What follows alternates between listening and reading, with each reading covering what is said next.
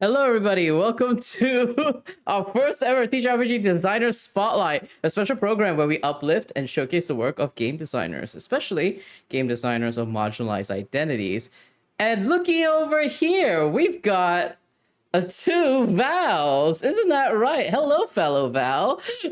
How's it going, Hello, Val?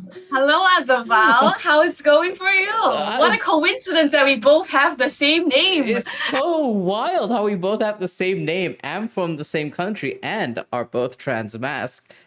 and also really, really queer about it. We are so queer about it. What a gift for two Vals to be sitting here and enjoying life.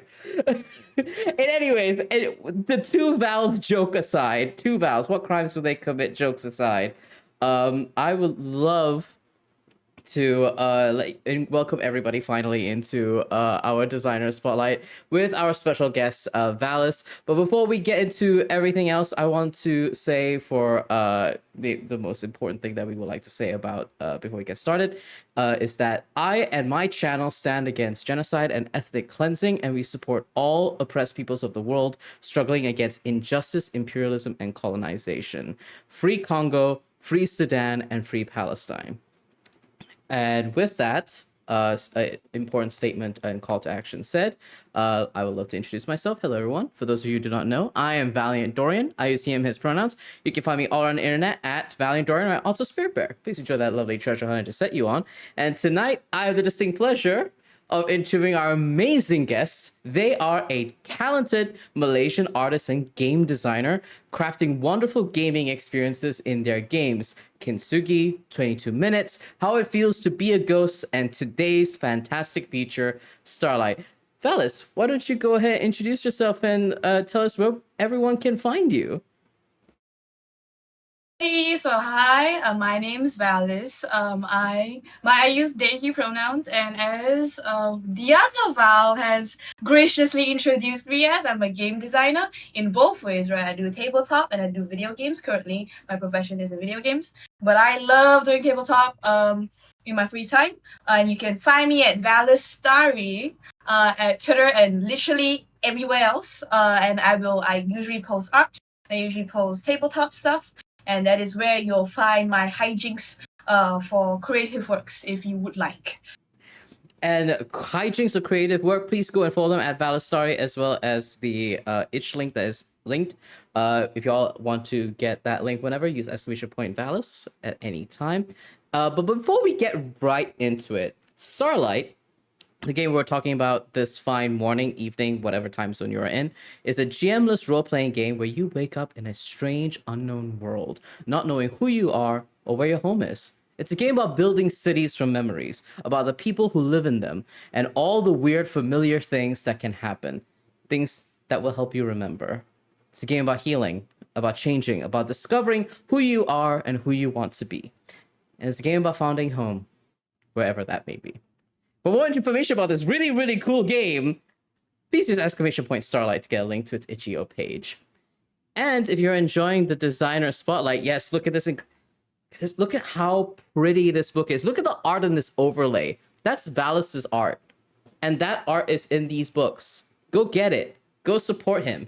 Do it right now. If you want physical copies, I still have them. They still do have these physical copies, and I have to say they feel very nice. I have far more like higher priced books that the paper don't feel. The paper feels different. I love the paper on this. And if you want to support us more, if you're enjoying Designer Spotlight, please consider donating and leaving us a tip. There's a Ko-Fi goal right below here. The funds raised will be distributed evenly between our tech producer and our guest designer. And use exclamation point donate in chat to support us. Welcome, welcome, welcome. It's so nice to see you all here. I do want to remind everyone in the audience that we will be having a Q&A towards the end of the interview section, but feel free to litter your questions for Valis or myself whenever you'd like in the chat. I will be doing my best to keep an eye on them and keeping all your questions ready and asking Valis that as time shows as appropriate. And with that, Alice, you ready for me to interview you? Are you ready for this? Interrogation time. It's Thank you. time. Yes. I'm ready to Yes. be interrogated. Yes. I'm so happy to interrogate you. Finally, my law degree comes useful in the TTRPG career. In unexpected In ways. unexpected. Sometimes you end up in different careers. Oh well, you know. What are you gonna do? What are you gonna do? And speaking of getting into places unexpectedly, how so TTRPGs is a very, very specific niche hobby, even within the gaming space. I want to ask you, how did you get into this hobby? How did you stumble into it for the first time? This is a very long story. Are you ready for me I to go got a on a drink. I got spiel my ice lemon tea. with like an ADHD, like disjointed storytelling way? No worries. That's why I'm here to help you bring you back. But yes, tell us this wonderful story. I'm ready. I got my tea. Okay, it all begins when I was born. Okay, that's way too far. It all begins. It all begins when I think everybody has started with D&D at Mm. some point in their lives. Mm-hmm. I wouldn't. This is like my first interaction with tabletop role playing games, Mm-hmm. right? But not like the tabletop role playing space in like a design sense. It was just like, oh hey, I want to run games for my friends. I don't Mm-hmm. play this game. It seems that like there's a theatrical element to it that Yeah. I would enjoy. There's a storytelling element that I would enjoy, Mm-hmm. and I want to get into it. And I think my first like real like what cemented it was what was that? There was this podcast with the McElroy brothers. Oh, the The Adventure D&D Zone. podcast. Yes, that was like my first ever D&D podcast. I Mm-hmm. was obsessed with it. It helped me through my SPM, which is like your form 5 secondary Mm. kind of period. I Mm-hmm. would listen to it all the time. I was like, wow, I want to do that too. I know all the rules by just listening to this podcast. That's how most people feel about D&D. And so I was like, okay, I'm gonna find people to play this cool game, and I Mm-hmm. did. And I enjoyed it a lot less than I thought I would, in the Okay. sense that I felt like it was limiting in Yeah. certain aspects. It was very war game Mm-hmm. adjacent. I didn't know what that was at the point. Like Mm-hmm. I knew that most tabletops, like my perception of tabletops, oh okay, really thick rule books, Yeah. right? And like in the view of D&D, and that was what I was exposed to. Mm-hmm. And then I was like, oh okay, well this is cool and all, but I don't really want to pick up like a 300 rule book just to play stuff, Yeah. right? So I stuck to D&D for a while, and I got into school, which is the weirdest thing Huh. to say. I got into school for my game. Like I'm in game development. Like I used to be Which in is game cool development. as fuck, by the way. That is really, really Yes. cool. Thank you. I studied game development in my university. Mm-hmm. And I went to classes, and there was this. Wow. Okay, there's so much drama into reading, but TLDR, there's a lecturer that used to be a lecturer in our school that introduced Mm-hmm. me to the Dream Seas Discord. I don't know if you heard about Dream Seas before. Have you? I'm trying to think, is this a different Discord from RPGC run by Mamatos? Yes, it is. Okay. So like RPGC. Actually, I used to be a mod in RPGC. Anyways, Dream Seas is founded by Pam and the others. If you know Pam. Yes. I am familiar with Pam, yes. Yeah. So Pam, there were like Saw Dream stuff. Mm-hmm. Like this was like like the early founding periods Mm-hmm. of like RPGC as like, well, I wouldn't say a movement, but like a Mm. kind of like collective, Yeah. right? And they started with Dream Seas, and there were like a bunch of like, I wouldn't say rules, but like principles that people follow Yeah. as dreamers, right? I think that was what they called them. Mm-hmm. Then like I was invited by one of the like it so happened that the lecturer was a part of Dream Seas, and they were like, "Oh, hey, Wow. you're interested in tabletop role playing games?" I was like, "Yeah, I like D&D." I was like, "Okay, come on in," right? Mm-hmm. And I was like pulled into the Discord, and like, okay, so this was like my first interaction Mm-hmm. with non, well, I guess, can you call indie TTRPGs non-traditional tabletop role-playing games? I mean, yeah, I mean, it depend. I guess it really depends on what you define as a traditional tabletop role playing game, which is a great question for me to ask you. What do you consider to be a traditional tabletop role playing game? I mean, I guess it falls under OSR, right? Like that's Yeah. my Okay. perception. Okay. Most of it is like my perception of like traditional, at least people, what Mm-hmm. people expect, right?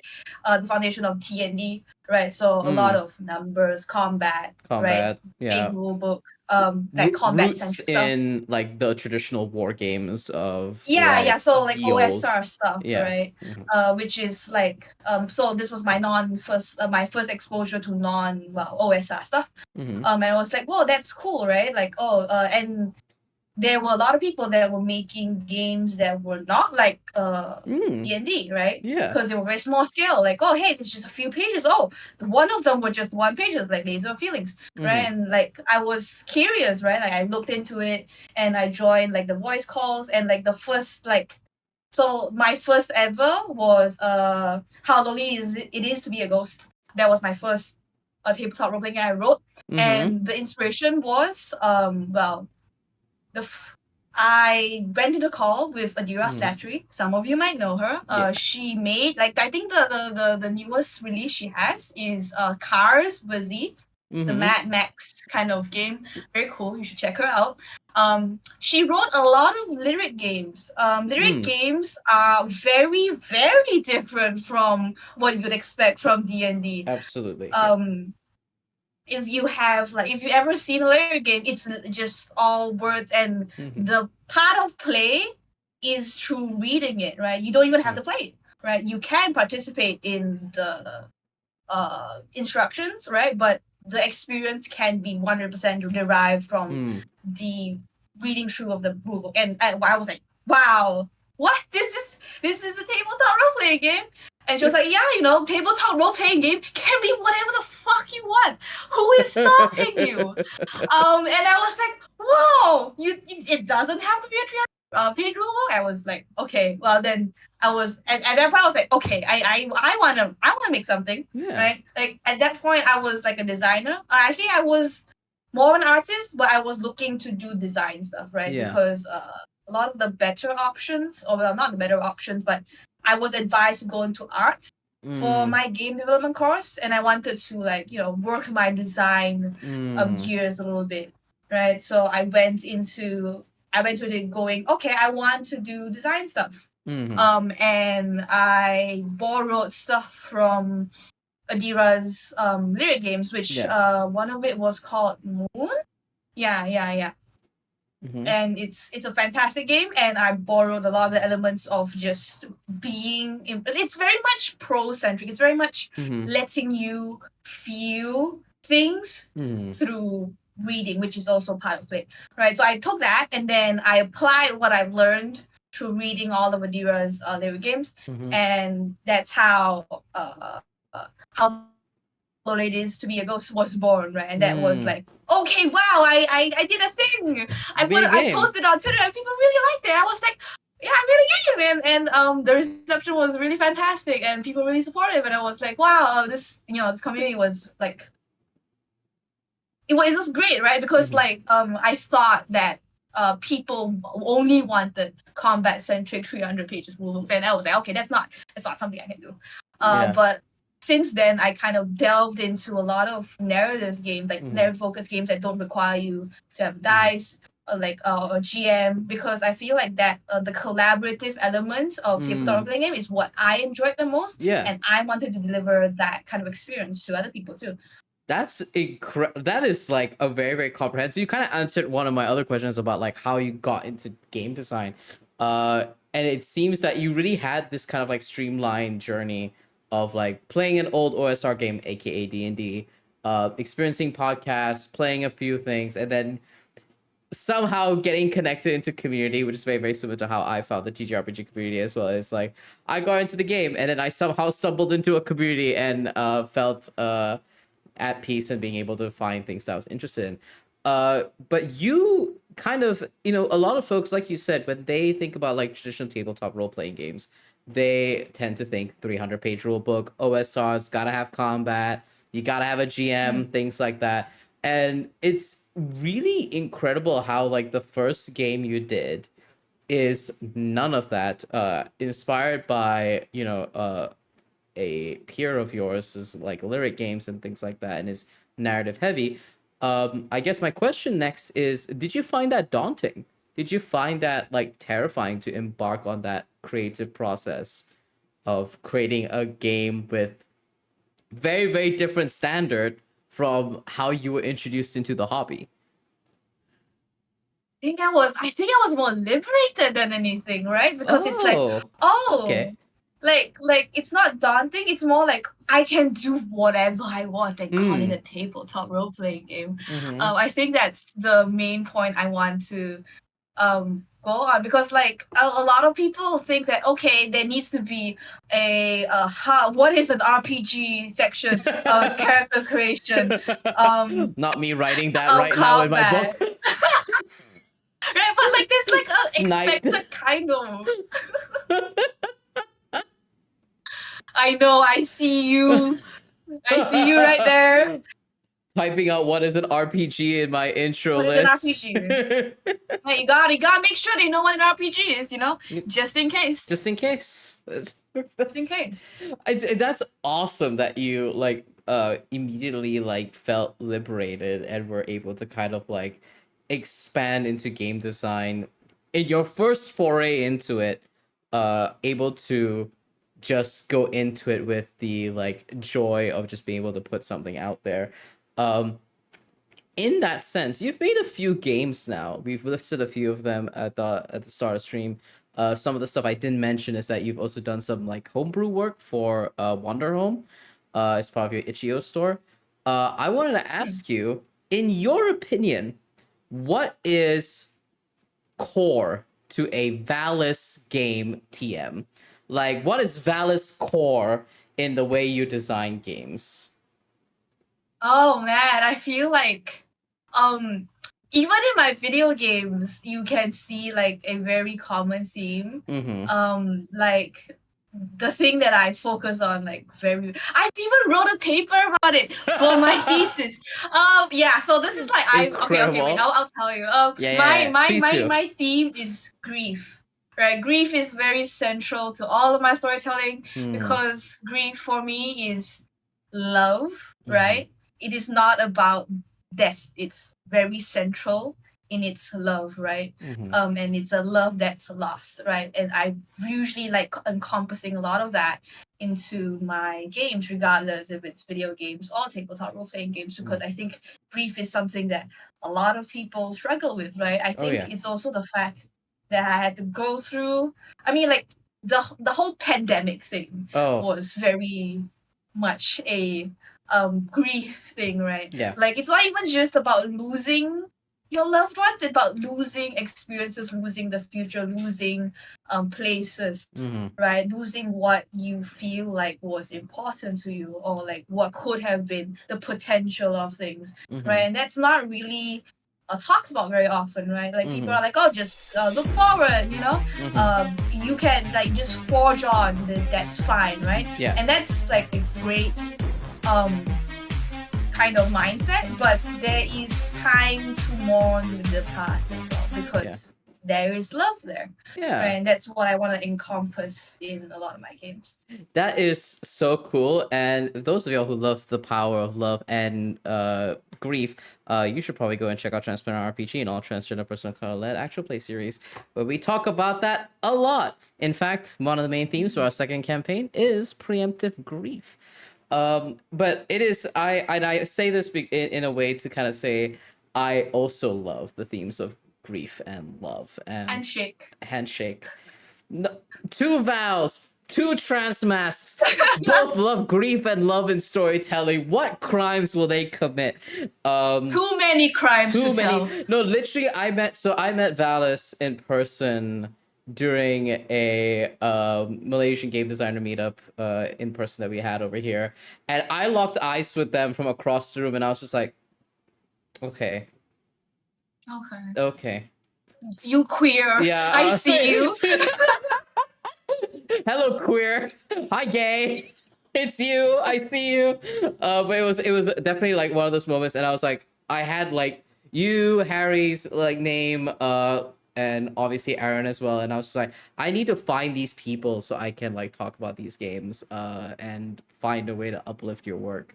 But I mean, I see the themes of grief here in Starlight as well, and loss and things like that. And it is a very very like challenging topic to kind of portray in a very very sincere and loving way. It takes a lot of love. Honestly, it's a labor of love to be able to portray art about grief and about love through grief and love with grief, in a very honest and sincere way. I feel like in a lot of pieces of media, whether even it's video games, movies, TV shows, there's always a huge emphasis on oh, we have grief as this central conflict, and the victory, the triumph for this character, the character development is they will get over it. And I'm Yeah. very very curious about like your position on that, on the idea of where grief stands right now in media, and like what aspects of that kind of storytelling is most interesting to you. Is it the healing? Is it the holding of grief and how it endures? What's the most interesting to you? I mean, it is the everything, right? Grief Mm-hmm. is all encompassing. Grief is you part of you. You Mm. cannot remove grief from your life.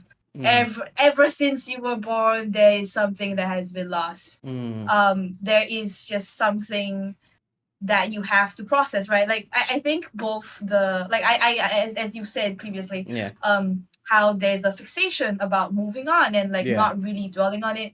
And I definitely agree with that. Like a lot of media just like, oh hey, things are just better if you move on, right? Like they, Yeah. they portray things as like, oh yeah, things are better than you move on. Like to an extent, sure it is, Yeah. but they don't spend time in really delving into why people Mm. grieve, right? Like it Yeah. feels like the portrayal of grief seems irrational, that you're not supposed to feel That is the way you're supposed to feel. yeah. Right? It's like, That's oh, exactly just it.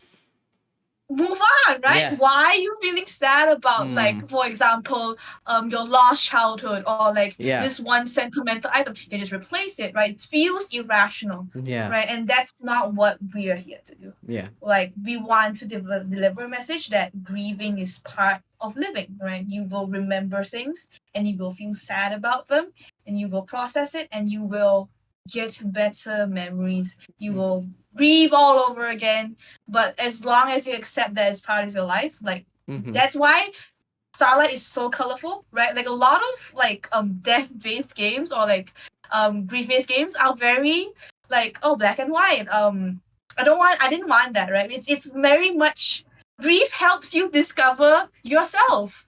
Mm-hmm. I think that's something that I want to talk about as well, right? Like Yeah. grief really can propel you into down a road of self discovery and Yeah. really understanding what your values are, who you are, why you feel the way you do, right? Because it's a very strong period of introspection, right? Mm. When you go through it, right? And lots of media don't really focus on that. They focus on grief as like a painful character development moment that people just have to go through, Yes. which Yes. is very superficial, and Yeah. like there's so much more to grief than that. And it's not something that you just move on from. It's part of Yeah. your life. You will always have lost that person, Mm-hmm. but now it is different, and it's more colorful in a way that they have filled your life in a different way now that they have passed. That is an incredible way for us to segue into Starlight. And one of the things I do want to highlight that what you just said is incredibly trans. Talking about the power of transformation within grief. Because what is like being trans and the experience of being trans if not the continuous journey of self discovery, self actualizing, but also grieving a lot of the things that might be could have been hidden away, like lost and things like that. Which is, I don't know, the way you said made me go, that feels very trans. Very trans. It's very trans. And speaking of being very trans and talking about the process of things that inspired you with Starlight, what what inspired Starlight? And I do want to let the audience here know the first page that you open up on Starlight opens with "Home is not a given; it is a choice you make over and over again." So tell me about this. What inspired Starlight? What inspired you to make a game about home and it being a choice that you make? Oh wow. Let's not trauma dump on stream. I don't have a nice. Let's not trauma dump on stream.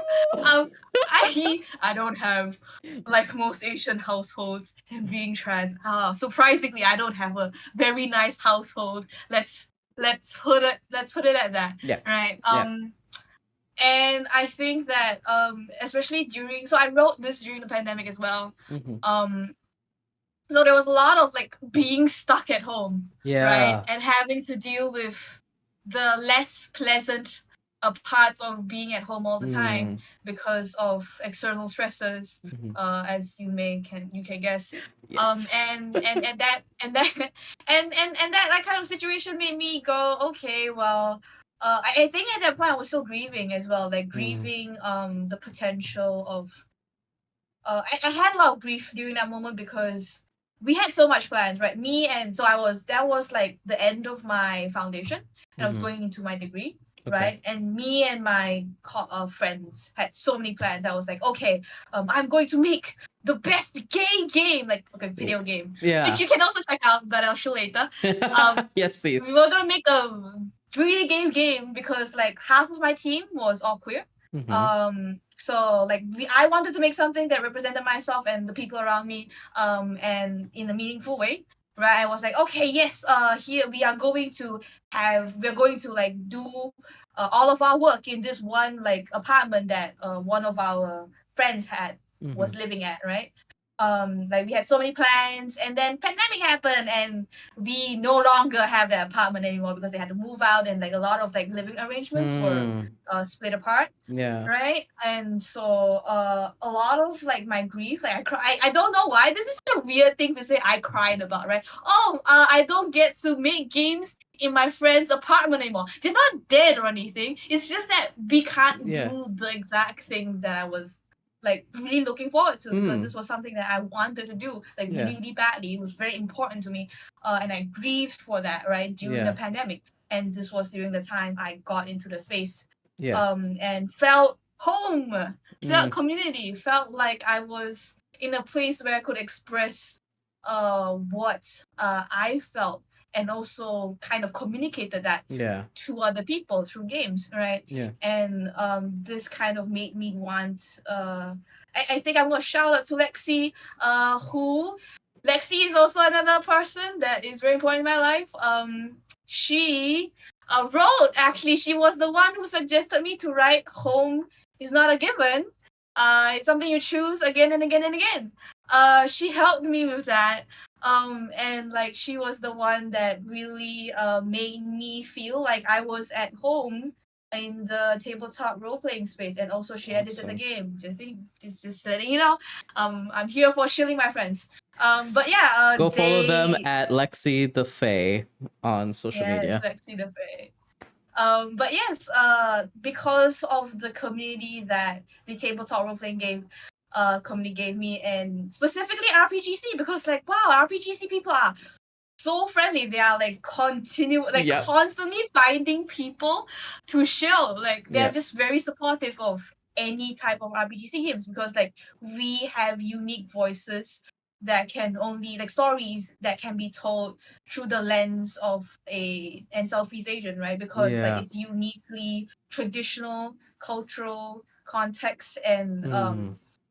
that's something that only we can express. And like That's I true. very adore what Pam and the others are doing, right? And Mm. so, and in that same vein, the reason why Starlight was even made is because of them. There Yeah. was this one Kickstarter for what was it called? There was a Kickstarter that Mm-hmm. was funding the Anthem and two other games, Okay. right? And they had like a stretch goal. Because like the thing is, you can't back then at Mm-hmm. Kickstarter was not available to Southeast Asians, Yep. right? There are now other alternatives, right? Yeah. Which is a bit later on, but it was like 2020 or 2022, 2021, Mm-hmm. right?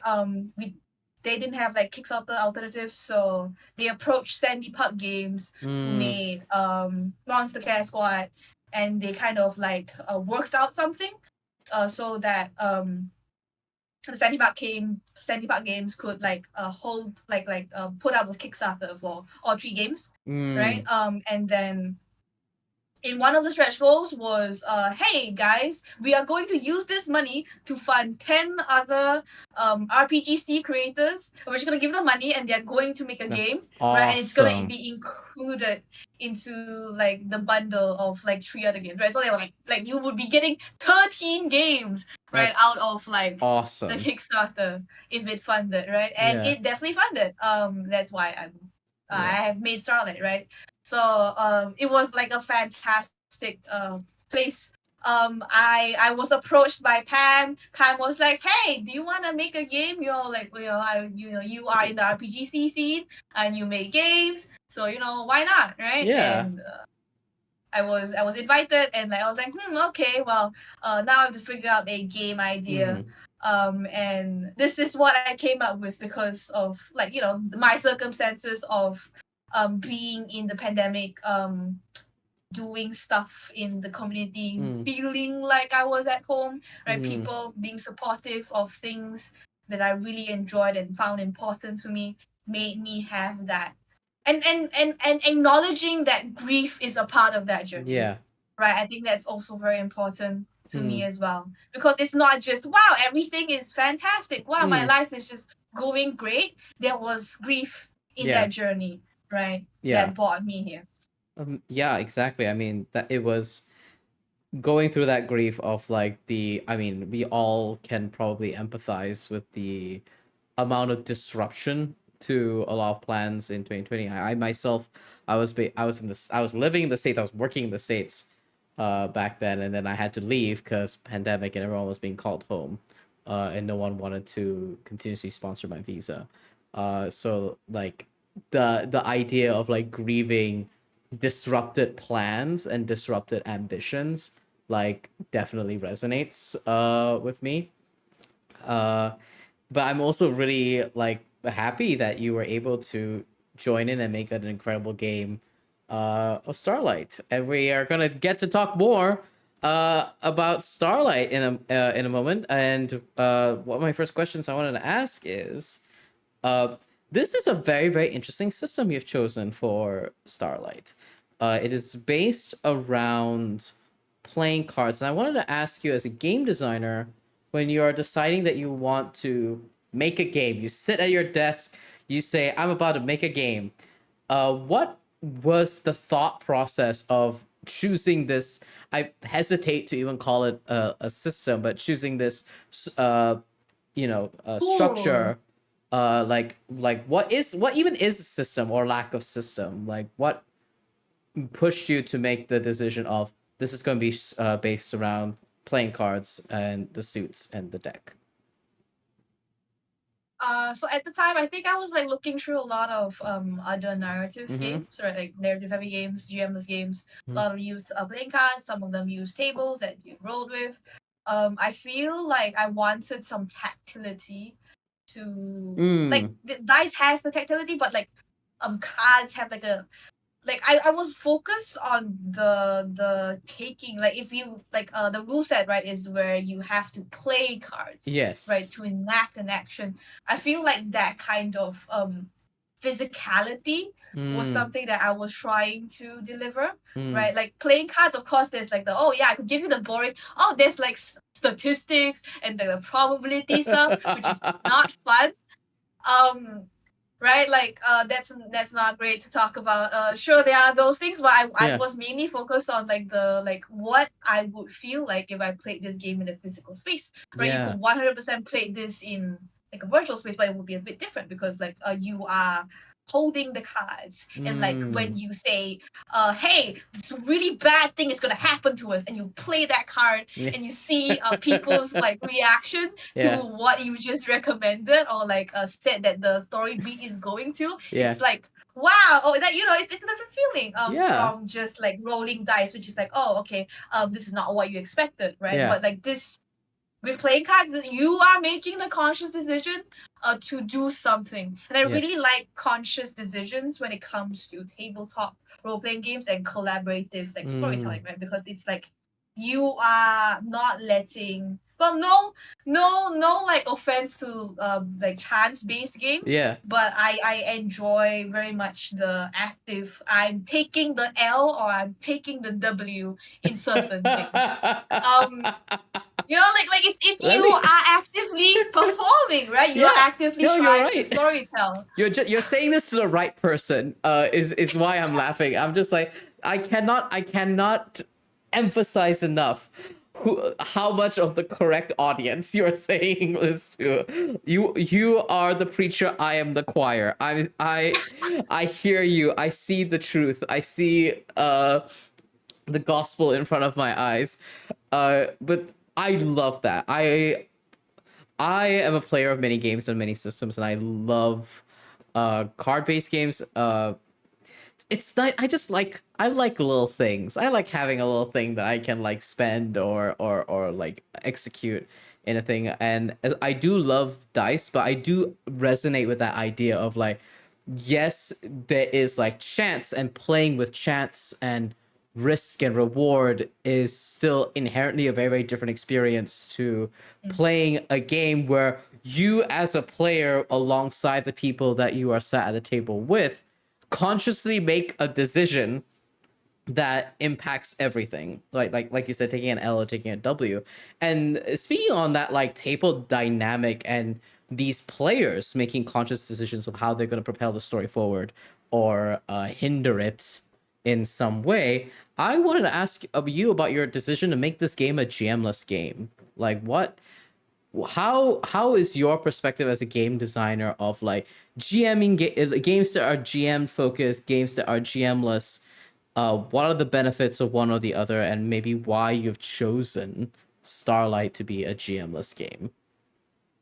Right, I think like GM focused games and GMless games, they have like their merit. Like it Yeah. depends on the people that you're playing with as Mm-hmm. well. Like, oh, some GMless games, like some people can't play GMless games. They can't be like it's there's no problem with that, right? Yeah. Like some people It's about aren't taste. for that kind of experience, right? Yeah. It's very much a taste thing, right? But some people are very into like into collaborative storytelling, right? Some people want to experience the story, some people want to be an author of the story, which Mm-hmm. is fundamentally two different things, right? Yeah. And I would say that, not saying that GM heavy games or like GM based games can't be collaborative storytelling ish, Mm-hmm. but like the focus is very much more on the GM being a guide to the story, Yeah.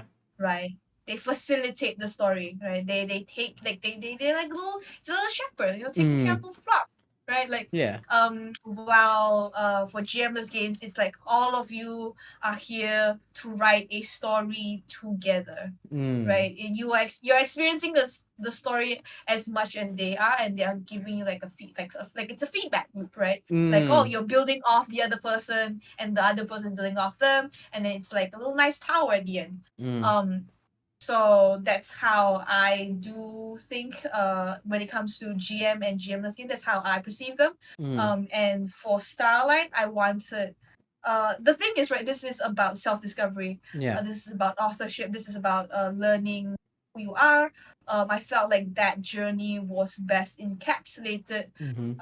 by a GMless experience Yeah. where um I think it's also like the fact that GMless games usually, like, it depends on the GMless game, but for this one in particular, the way I designed Starlight, everybody is a GM in different sections. Like, you, Yeah, at some point, you are the main character, and everybody else is the GM, and then you gotta take turns doing that, right? So no exactly. one ever feels like that you're just stuck in GM hell. Oh my god, I want to play the video game. Oh, sorry, Yeah. no, I want to play the tabletop role playing game, but I I can't want to because I'm play the stuck in video game. GM hell. Let me play the Starlight RPG video game. I'll play it.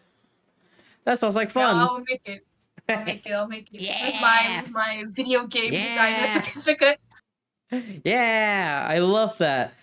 I love that because as I've played a few GMless games, and there are many instances in several of the GMless games that I've either read or ran, or as you can see, the fact that I said I've ran it, and things like that. There's a lot of games that like we are GMless when it really just feels like you really should have a GM here. I'm just saying that it is a GMless game, and then you read the book and you go, "Oh no, someone needs to be in charge. Oh no, we can't." Nothing's gonna happen Yeah, if no one's in charge. You're like, like, oh, this is a lot of things to keep track of. Oh, it's probably for the GM, right? yeah, Yeah, okay. yeah. And I do want to.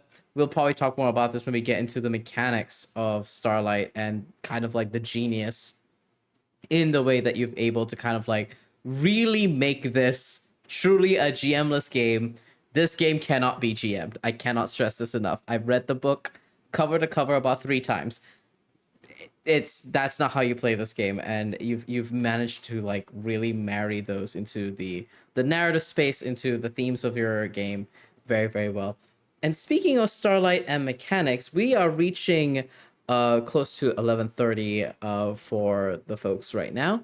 We're gonna Valis and I are gonna take a quick 5 to 10 minute break before we dive into the Starlight rulebook and the mechanics. This is a great reminder to go and show some love to Valis. Go and follow them on Itch as well as on Twitter and whatever social media that exists out there. And also consider checking out and purchasing Starlight for yourselves and read along with us as we talk about the mechanics. Alrighty, we're going to take a quick BRB, folks. We will see you in about 5 to 10 minutes. Take care, everyone. See you soon. Hello, everybody. Welcome back to Designer Spotlight. I'm here with my incredible guest for our TTRPG Designer Spotlight, Valis at Valis Sorry on all your social medias. Please go and follow him wherever social medias they have, and also go and check out their work on itch.io. And also, the game that we're talking about today and showcasing, spotlighting is Starlight. It is a GMless role-playing game where you wake up in a strange, unknown world, not knowing who you are and where your home is. It's a game about building cities from memories, about the people who live in them, all the weird, familiar things that can happen. It's a game about healing, about changing and discovering who you are, and it's about finding home, wherever that may be. And with that, we're gonna get into the rule books. This is not going to be a all-encompassing rule book exploration. We'll kind of be exploring it in a very thematic sense. If y'all want me to do that, we'll probably be doing a full TTRPG Learning Spaces episode where I cover the entirety of the rulebook and how to play it. For now, I've got the incredible game designer with me, Valis. So let's talk about this incredible rulebook. First off, this physical copy feels incredible, and the layout is gorgeous.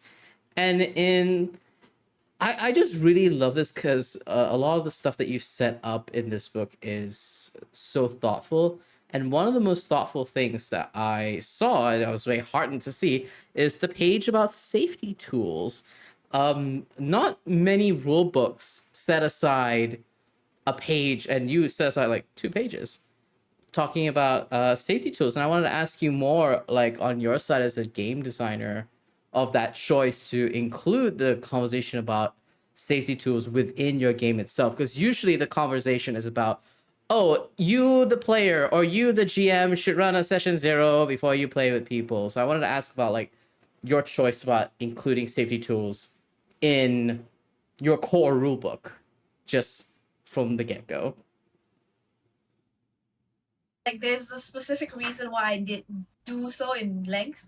Mm-hmm. we are talking about grief. Mm-hmm. Grief is a difficult topic to talk about. We're talking about potentially trauma, right? Because Yeah. that's the nature of remembering things, right? Mm-hmm. Some of them might not be pleasant. There is just like common player decency. Safety tools help guide you down a proper path Mm-hmm. that you understand where you stand as a player and how other people are standing as well. Like it's Mm-hmm. an important conversation that shouldn't just be like, oh hey, here's some resources. Okay, all right, let's move on. This is it. This is all I'm gonna like talk about. But like, um, it's very not often that well, it's not often that people Mm-hmm. go into it because like, oh yeah, these are just tools to make sure that uh boundaries aren't overstepped. Mm-hmm. But in this case, it's vital that you have safety tools because it's a core part of the experience that Mm. you might right like it's about changing self-discovery, Mm. trauma, grief, which can be uncomfortable or Yeah. difficult, and like you need the space to be able to process it, to step away Mm-hmm. and go, hey, give me a moment. And it's part of the experience essentially, Yeah. right? Safety tools, you cannot play this game without safety tools, Yeah. right? And that's why there's a whole 2 page dedicated to it, and why it is the way it is. And I am so grateful for that. It is definitely a core tenet here on this channel. Folks who are regulars here know that I'm somehow a prophet sometimes because every time I tell myself I'm going to schedule a safety tools workshop that I run pretty regularly here. Around the same time, the ttrpg space at large will have yet another discourse about safety tools. I am not joking. Go look at the tapes. Look at the VODs. Every single time I've had my stream about safety tools that day, after the tweet goes out, discourse happens about safety tools. I do not know how I have manifested prophetically the energy of discourse around safety tools, but I 100% agree with you that safety tools is important. And I do want to highlight as well for the audience, about Starlight, like the premise of it, as well as kind of how the game plays. So Starlight, you play a starling who has arrived in a place with a longing for home, but you do not remember who you were or where you've come from. You've kind of arrived in this place and you have to explore and find, rediscover these aspects of yourself, your memories, mementos, things like that, in order to kind of find your way back home and continue on your journey. And this is, as we've discussed before the break, a GM-less game. So honestly, a lot of the fate of yourself and your comrades, your fellow players at the table, is between yourself and the other players to decide. And it's really difficult to embark on an incredibly vulnerable game, like you said, Valis, where we explore grief and like transformation and things like that with other players, and not have at least the lines and veils of like where the perimeters are, like what the tone is going to be, what's the tone conversation, like what danger or conflict drama is safe or unsafe, right? So I 100% agree with you that a game like this 100% requires safety tools, and your safety tools guide over here very, very comprehensive. I really, really enjoyed reading it, and it was very, very nice and heartening to see. uh Thank you. yeah, it's so I need more game designers to include it in their books. There aren't enough. There aren't enough. I want to also attribute it to Aaron, who has like vehemently shoved safety tools in every single one of his games. Check out Aaron. We love Aaron. Go follow We him love Aaron at here. Aaron Lim, Ehron. I don't think there's an E at the end. Lim. I think it's just Arrow Live, yes. Yeah, yeah. And his latest work, A Spectres of Broken, has my art in it. Yes, it is. It is a really, really cool rulebook about mechs. If you're into that, hey, maybe stay tuned to this channel and to my social media. Maybe we might be talking about Maybe. it soon. and maybe Aaron and I will be talking about it soon. We'll see. Oh. Anyway, let's talk about character creation. Let's talk about character creation. So, as we mentioned before, you jump into this game, you're playing a Starlight, right? Um, and the premise is that you have forgotten who you are, but you have a spark within you that moves you forward towards the game. And these sparks are essentially different playbooks, essentially of like different types of characters that uh folks can play within the world of Starlight. Uh and I do want to highlight the very, very interesting color scheme we have chosen here of the sparks and how wonderful and colorful it is. And I want to ask you more about, from a game design perspective, how you approach character creation. Because in my experience of game designing, character creation is, it can be really complicated. Kind of like working, you're kind of almost like working backwards of trying to be like, all right, this is the end product that players should experience. How am I going to be designing it? And you kind of have to work backwards. What inspired the spark and how you put out the moves for the character creation? I tell you a very specific secret, right? I think I had this like the specific idea like for Starlight is that I wanted someone to play this game and make a character for whatever system they wanted. Yeah. Right? As Oh. opposed yeah. So like Oh. one of the ideas I had was like, okay, I want someone to play this game and this is character creation. You are playing a game about character creation. That's why you go through your memories, right? And then all of that. And Oh. so and then you take those characters that you've made now and they have like a fully fleshed backstory, right? Yeah. And like kind of relationship with other characters, right? And then now bam, you have a story and go wild, you know? Like you all return to your whatever like world you were, or like, oh, Mm-hmm. this is like a newfound family, or whatever you want, right? Like this is just like a kind of sandbox area that I wanted people to like be able to Mm. explore, but also not be so open, right? Because it's Yeah. like if character creation is too open, um people don't know what to do. It's Yeah. like, oh, Oh I yeah. don't know. Yeah, you can get really lost in it. I'm like, oh, but Yeah, I yeah, want to do yeah. this and that. I'm like, I don't know what to do.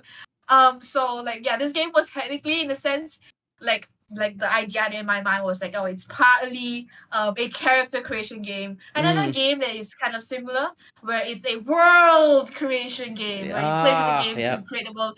Uh, um, so I'll talk about that sometime else. And it's not done yet. So when it's released, when it's released.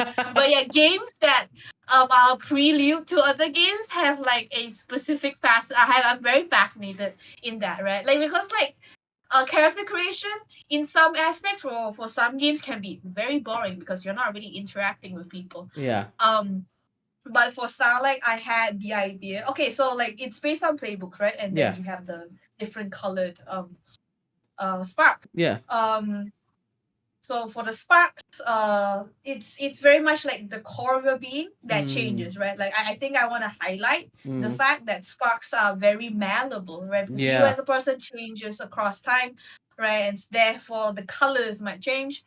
There was one thing that I was thinking about, and there are a lot of games with playbooks, right? Yeah. And most games with playbooks let you choose one playbook, right? But Mm. I was like a lot of people really like having multiple playbooks. They're like, oh, I kind of want to get We want a little bit of this move everything. from this one. Yeah, they Give it want to a little me. bit of everything. Yeah. Yeah, right. They're like, oh shit, this move is cool, and like the other PBTA playbook, and they're like, I want to take this, but like that requires a lot of like kit bashing. Yeah. So hey, here you go. You can have as many colors you want.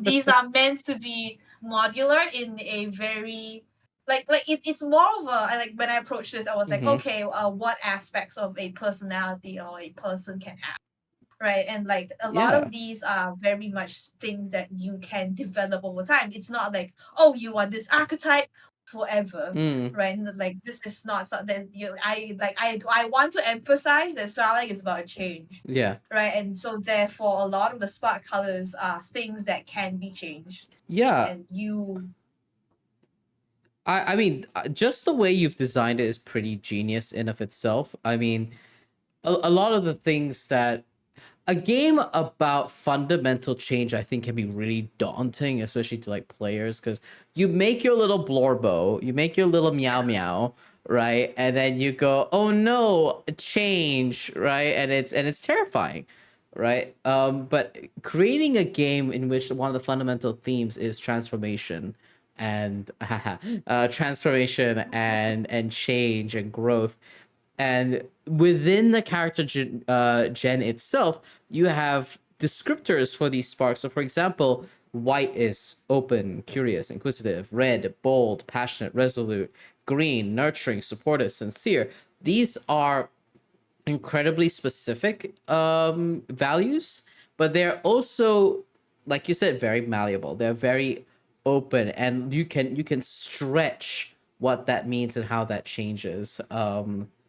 And you I can also like see that it coexists with each other. That's yeah, like the like it's not like, oh, if you're red you can't be blue, or yeah. you can't be white, right? It's meant to be, hey, these two things are aspects of your being that you can adopt and Mm, wholeheartedly, even though they might be opposites, right? None yeah. of these are contrasting or like clashing with each other. They are part of you Mm. regardless of that. And it's beautiful the way that you've written. And speaking of, like, you talked about character creation, how structure is important, right? We can have things that are open, but for a game to feel like a game, folks need to have little rails at least to keep them structured so they know what to do. And one of the things that I found really cool about the character gen is the questions about the companions. As you said, this game is a GM-less game, so all the more reason I think there's this pressure to ensure that folks are on the same page, that folks are able to kind of generate worlds and characters and link them up to each other. And I have to say, not a lot of TTRPGs have inbuilt questions on how to develop your bonds with your companions and your party members. And I wanted to ask you, how did you choose these questions? And for the audience, I'll read some of them to you so that you're able to feel included as to why I'm asking these questions. So, how did you find each other? What about each other makes you feel at ease? Where did you see your first lodestar, which is a location as part of your journey? And what about the lodestar drew your attention the most? How did you craft these questions for not even character gen, party gen, on how, Party yeah, gen. party gen. How did you come up with these questions and focus on this element of character gen? Of course, right? Like, in the sense that a game is important in the sense that you don't have a game without other people, Mm, right? You cannot play this game. Well, there are solo journaling games, but this is not a solo journaling game, yeah. right? This is very much a game about interacting with other people and finding home Mm, together, yeah. right? It is about companionship, right? And seeing and helping each other Mm, grow, right? So it was very important. Like, I think at that point I was also very afraid that these might be like too vague, right? But I can't like preemptively build in like backstory or yeah. like engage in that sense, because like you're supposed to play to find out, Yeah. right? So like I had the struggle of trying to find a good balance of not being too vague but Mm-hmm. also not being too specific, Yeah. right? So then I was like, okay, well, this is a game about feelings. Let's talk about the feelings, right? And you don't Wow, what a need to have concept. backstory. Let's talk about Let's talk feelings. about feelings. Talk about feelings, right? Wow, the opening of the game. Okay, let's just go straight into the feelings, Yep. right? Because like feelings don't require history. You don't vibe checks. This is all these questions are vibe checks Yes, essentially, exactly. Yeah. right? All these questions are vibe checks. You are feeling a certain way, right? Mm-hmm. You might have histories with each other. You don't know that, right? But this can be like the founding kind of fundamental questions that help you build your character, right? Like if you say that for one of the questions you feel a particular way about another Mm-hmm. character, this can be like a good like building block for like, oh hey, look, I want my character to discover this thing about themselves, and that thing is connected with another character, right? Yeah. That kind of kickstarts the Yeah. gears a little bit, right? And like those questions are supposed to be like vague enough, but like enough to propel like interaction, and Mm. also just plant the seeds of storytelling, I would say. Yeah, they definitely do. Because I'm just like, look, I can understand as like a fellow game designer that kind of feeling of, oh goodness, what about the idea of these questions being too vague? But I think the vagueness almost colors it in a very interesting way, especially the question about what about each other makes you feel at ease, because it is a vague question, but it's also ease is a very very particular emotion and a very very particular vibe, and I think you've threaded that needle so cleverly with character gen. uh, and speaking of like generating things in places, let's talk about lodestars. Let's talk about so for the audience at home, one of the main aspects of the gameplay is that as you and your party are created, you have your characters, you are now on a journey to self-discovery, self-transformation, whatever that exploration looks like to you. And you find these locations known as lodestars. They are cities, and what happens in this game is that you build them together, just like every other aspect of this game. Is you and your table sit down and you build it together. And there are four aspects. You've got architecture, people, culture, and infrastructure. And each player takes two aspects of them. So of those four, each player takes two. And you draw a card and enact violence, I guess, from then on. Um, I want to talk about how you've utilized the playing cards for this, because what you've done with the you have a little chart, well, not chart, table, that's what it's called. Table, It's a yeah. table with what the numbers of the card associate with all these different aspects, but you've also played around with the suits of the cards, playing around with intimate features, prized features, mundane, and forgotten features. And I wanted to talk more about that thematically with a game like this, because it's not surprising to me, but it's something I definitely found interesting in a game about memory. A lot of times in media, again, exploration in this sense is always kind of framed in the like bright, sparkling, dazzling thing. Everything is precious, or everything is terrible, but it's always incredibly intense. And I found it so interesting that you've had these very very interesting layers of hearts intimate, diamonds prize, clubs mundane, and spades forgotten. I really want to like pick your brain there of like, why mundane? Why in a game about memory and about like discovering core parts of yourself, why the exploration of the mundane? I think I know the answer, but I want to hear it out of your mouth. I mean, hey, look, I have a Twitter tagline that says making games of fantastical stuff and also mundane things. Um, Mundane, I there's something fantastical about mundanity, right? Okay. Um, for me, there's something very fantastical about mundanity. It's the quiet moments, it's the Mm, human moments, it's the things that people overlook, but it's just so routine and integral mm, to a person, right? And mm-hmm, that's why there are those elements that I've like the suits, right? mm-hmm, They are the way they are, right? Because it reflects like the psyche of a person, what mm-hmm. part about them. Because like of course the lodestar itself is a metaphor. Of course Yeah. it's a Oh, metaphor. it's Right. It's a given, it's a metaphor. mm-hmm.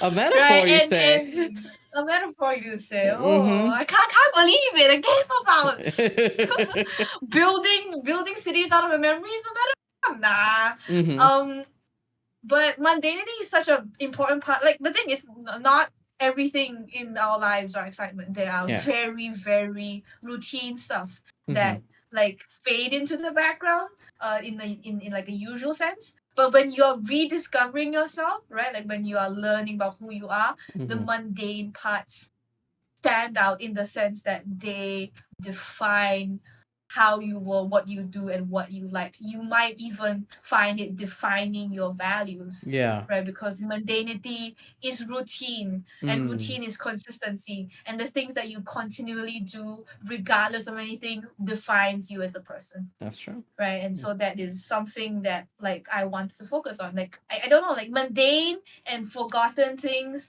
are like um people the things like these get overlooked a lot, Yeah. and I wanted to bring attention to that because like to be forgotten is a scary thing, and Woo! Woo! Yep. and for some people things being mundane is also a scary thing, and Yeah. like I feel like these things should also be embraced, right? Because it's not just the dazzling wow cool stuff, like it's very glamorous, right? There's still the other aspect. I want to highlight there's always two sides of the same coin, and it's like Yeah. it's not even just two sides, it's a very colorful scale Mm-hmm. of different hues, right? Which is why it's all color based.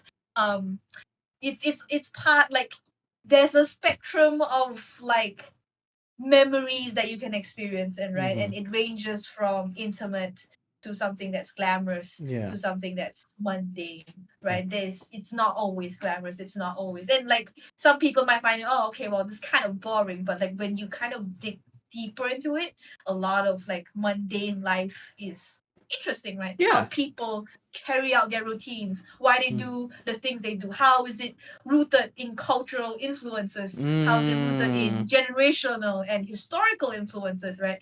And like how it's Mm. also economically and socially influenced. That's like incredibly interesting to me, and it's all very mundane, Yeah. right? Like it can be very mundane to them, but it might be like, wow, this is I didn't think you would be doing XYZ, Mm. right? It's a different perspective, right? So in this context, mundane can be very, very different Yeah. from person to person as well. That, I mean, beautifully said. I mean, especially folks from like Southeast Asia, right? Like mundanity can look like lighting incense and putting it at the family altar every single day. But that Yep. doesn't mean that the mundane is not significant. Yes, I do it every Mm. day and yes, it's routine. But take away that aspect of my routine. Does that fundamentally change who I am? At what point does it fundamentally change who I am? Do I feel disconnected from something important? It's all very, very delicious questions when thinking about this. And on that journey of self-discovery with Starlight, for folks at home, y'all should go and grab yourself a copy of Starlight. Here's the link once again. Go and please go and support Valis.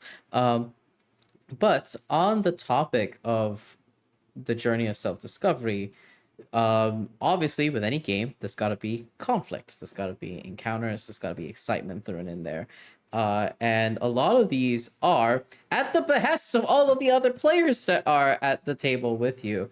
So I would love to talk about the memento. So we're the one of the main goals for each player is to find a memento, a thing that can be um almost a shiny beacon as a way to realize who they are in next self transformation and figure out their journey, right? That's like one of the main goals gaming wise, right? As a player, this is what I'm looking for. This is my quest marker. Find memento. As the other players kind of build up that conflict, and I wanted to talk about the tokens, because I think the memento is very interesting. But the thing I find most interesting with all these encounters is that in a GMless game, how conflict is introduced. And in this game, each player has tokens. They're either kings, queens, and jacks and aces are narrative tokens that can be used in the game. And for a player to get their memento, all of the cards need to be played. And for those of y'all who are in the audience, you're probably wondering, oh, okay, that's fine. I'm like, no, not completely fine. Kings, as a token, is an upbeat. This is a positive movement in the story. Queens are a mixed beat. This is where the interesting kind of gray area conflict is in. A downbeat is your jack. So this is where situations of conflict, threat, having a tense situation, mistakes being made is introduced. And then finally, aces are the revelation tokens, and the aces are reserved for the player who is undergoing that journey at that time in that particular location to find their memento. And I gotta I gotta ask you, as like a game designer, you really chose violence. When I read through this token, I was like, huh, very interesting, very interesting. Yeah, players gonna be having to play these. I thought to myself, like what I wonder what's going to like really encourage the players to like lean into the L's, because this game, without what I'm about to bring up, for folks in like Transplaner or something, you bet your ass we're gonna be beating the person over the head with the downbeat token, right? Like we're that kind of people. We love throwing L's at each other. But reading through this, as I mentioned to you all before, but let me highlight again, for the memento to reveal itself, for your objective of this game to reveal itself, every player must expend their tokens. They must play it, which means y'all are gonna have to take L's. And I wanted to ask you, you chose violence. You chose violence. And tell me more about that. Tell me more about like the game design choice of going, hey, this is a GMless game. I'm gonna let y'all pick your fights with each other. This has got nothing to Yeah. do with me. I'm just giving it to you. Have fun. Like how did that feel? Like talk me through that design process and that decision making to make that design choice. Wow, okay. So like this particular like I would say that this was like the thing that I struggled the most on, right? Okay. Because like GMless game, we need to implement structure and Mm. direction somehow, right? Players are not going to like the thing is right, like there is in terms of structure, there isn't much for the storytelling, like Yeah. without the tokens, right? I was like, Mm. okay, well, we need something for that. And I was struggling to find a way for the players to not just barrel through it with like happy, oh yeah, let's just get to our goal in Woohoo! the easiest way possible, right? Because Mm-hmm. that defeats the purpose, right? And I was like, wait, okay, well, um if we make it compulsory to spend your tokens, which have a mixture of good and bad things, Mm. then if like this is like I think I want to highlight the thing that I want to highlight is that we are trying to like I was trying to make it so that everybody was participating on the table, right? Yeah. Like this necessitates you to participate. Like even if you're like the quiet one on the Mm. table, you still have to play your tokens for the game to Mm. progress, right? Like this kind of like the card, the tactility, right? Like Yeah. bringing back the tactility, it gives you power, right? I'm sorry, like the cards give you power to be like, The yeah, I'm cards give like you power. the card gives you power to be a little bit mean, you know? Like okay, you can be a little bit mischief. It's like, oh okay, I'm gonna be like, okay, both of you start fighting and like and you can do that, right, with your downbeat token and not have like people resent you or whatever. Like this is completely like a safe thing as well, right? Yeah. Like you feel like you're able to, right? Because it's part of the game. That's why a lot Yes. of games have integrated like systems to make you feel a certain way or Yeah. like play a certain way, right? Mm-hmm. Because like sure I could just say like I could write a line say it's recommended that you have conflict in the game, Yeah. but are you going to do that? No, because No. the system doesn't support that, right? In D&D, right? Like technically there is no you have to have combat or you have to roleplay in a certain way, Yeah. right? But people still do, right? So like we want to be able to support the player in Mm. participating in the game in a specific way so they feel emboldened, right, and Mm. encouraged to participate. And like when you have it in the way that hey, you have to introduce conflict and everybody has to do it. Everybody, Mm, right? It's not like, oh, I dislike you as a person. This should not be even happening in the table. yeah. But like in the rare chance that people like, are like, oh, okay, are you introducing conflict between me and this other person because you don't like me? Or Mm, whatever nonsense. This is not like a problem, right? This is part of the game. You are playing mm, the game, right? So absolutely. players who are usually quiet will want to do so, right? They will be emboldened to, hey, look, this is something that is part of the game, and I will participate Mm, because I'm given that power, and like everybody does it, and so I get to do it too, right? And it's yeah. like it helps build confidence, and I think I like that a lot, Oh right? yeah. Because that was Oh yeah, for sure. I mean, even I mean, just I you raised a really good point there about like as a game designer keeping in mind not just the players who are ready and willing to go ham and lean into the drama and lean into the conflict of it all and able to kind of like really easily engage with it, but like also thinking about the players who are quieter, who are more introverted, that perhaps have picked up their first ever GMless game ever, and are trying to also figure out their own space, their own structure within the gameplay setting. And I think you raised a really, really good point there as a game designer, keeping in mind those players and how can we as game designers empower mm, those players to make those choices and not just because I think a lot of TTRPGs, whether we realize it or not, perhaps we do not empower quieter players enough. We do not empower players who are perhaps not. I don't want to say like as loud, but that do not vocal, I take would up say. vocal or take up space. I know a lot Yeah. of players, and you see this a lot in any table. Like if Mm, you've played at a TTRPG table, you know of player or players who are really good at holding up space, and players that don't necessarily take up a lot of that space. It's not a moral failing or a bad thing. It just happens, and it's all about like. And in those moments, usually it's the GM's responsibility, right? Of like mm, ensuring that you're spotlighting players and ensuring that you're empowering the players at your table.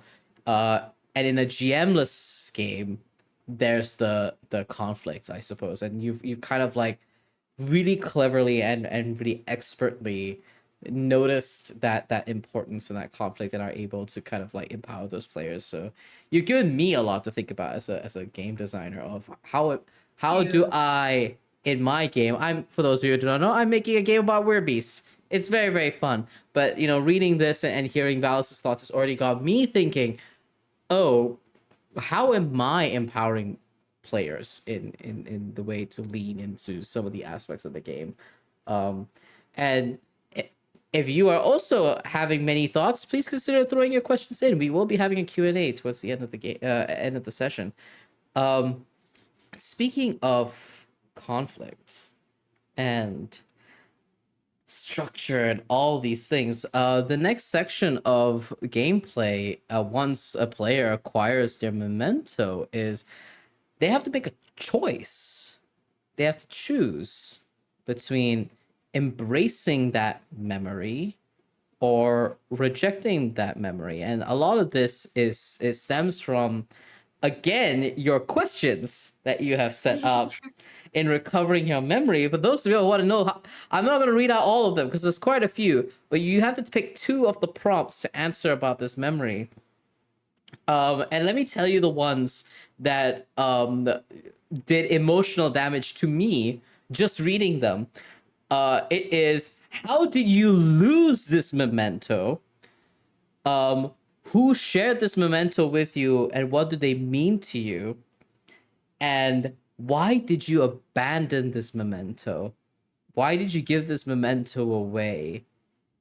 And ow, ow, ow. Um, but yeah, I do want to talk about not only like the way you've crafted these questions, but also that choice in your game mechanics where you've set up this narrative, this kind of like moving this moving plot, this kind of like a huge core to the game of like knowing who you are, knowing where you've come from, finding home, right? And having that choice of embracing the memory and rejecting it. Like talk me through that. Why that choice? And also why Um, violence in those questions? Why did you hurt me? ah! Why did you hurt me? This game is about feeling bad feelings and also good feelings and all the things in between. Um, right. Okay. Well, specifically, I think this was like when I was like designing the game, it was Mm-hmm. very much a thought process of there are memories that are part of us that we don't want. Mm. And I feel like in this fictional, like I don't want to say escapism kind of game, but like in the sense that you have power in this space to Mm. either reclaim or reject a part of you that you don't want to be, like you Mm. don't want anymore. Right? Like this is very much a here you are, you get to figure out what defines you and what doesn't, and sometimes that's letting go and rejecting a memory. Like this is not me. Mm. Like I don't want this anymore, right? I don't want this to be a part of my legacy. Mm. And this is not off, like it's very much stemming from being able to reclaim Mm. your trauma, Mm. right? That is what the thoughts that were happening when I specifically was designing the choice that you have to make between Mm. rejecting and accepting, right? The accepting is rather easy, but rejecting something, this must have been something so vile, so like Mm. shaken you to the core where you don't want to, and it's not a moral Mm. feeling that you don't want this anymore to Mm. define you as a person, right? And Yeah. in this space you are free and you have like the power to say, okay, I don't want this anymore, and Mm. it's fine. No one's gonna be like, oh, you should just accept it and move on or whatever the hell. Yeah. Because people like that, there's that in reality you have to do that, right? Yeah. But in this space you should be able to be like, okay, well, I get the catharsis of saying no, Mm. I don't want this, right? And it was like a very, like, not only is it like a compelling, like, mechanic, and Mm. also like emotionally compelling, but it's also like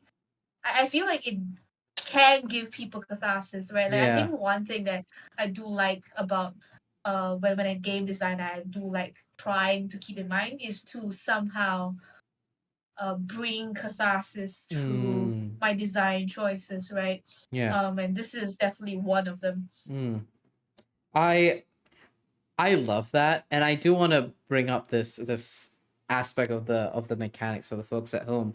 When you embrace the memory, you feel a node in your memory counter.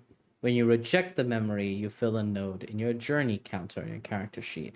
And there's this two sentences of this section that really got me when I first read it.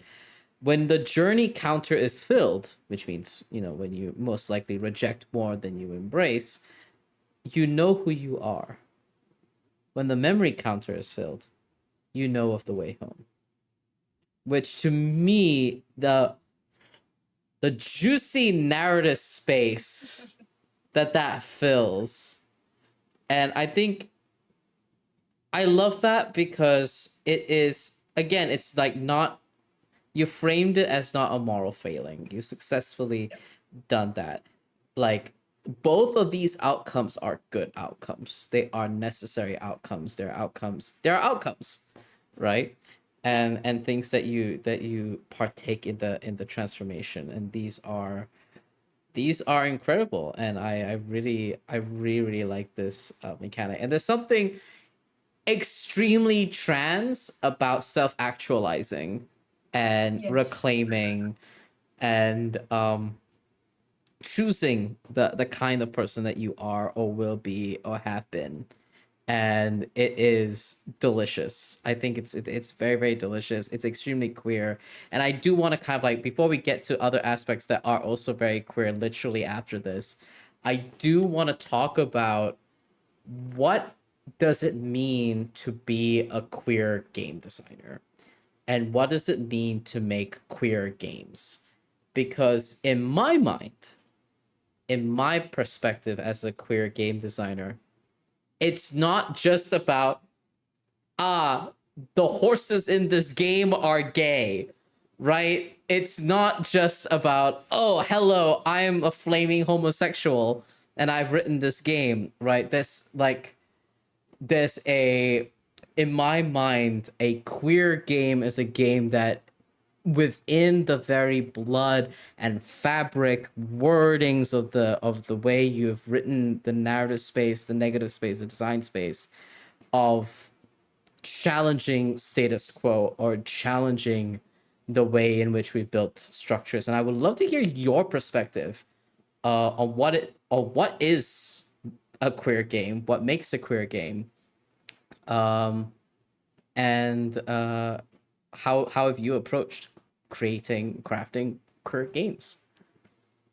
Wow, the word queer is like a special little happy word for me because queer isn't like as you've mentioned just now. Queer is not the status quo. Queer is everything outside of the majority. Queer is not everyone. Queer is Mm-hmm. also us. Queerness is so all encompassing, but also not really. Mm.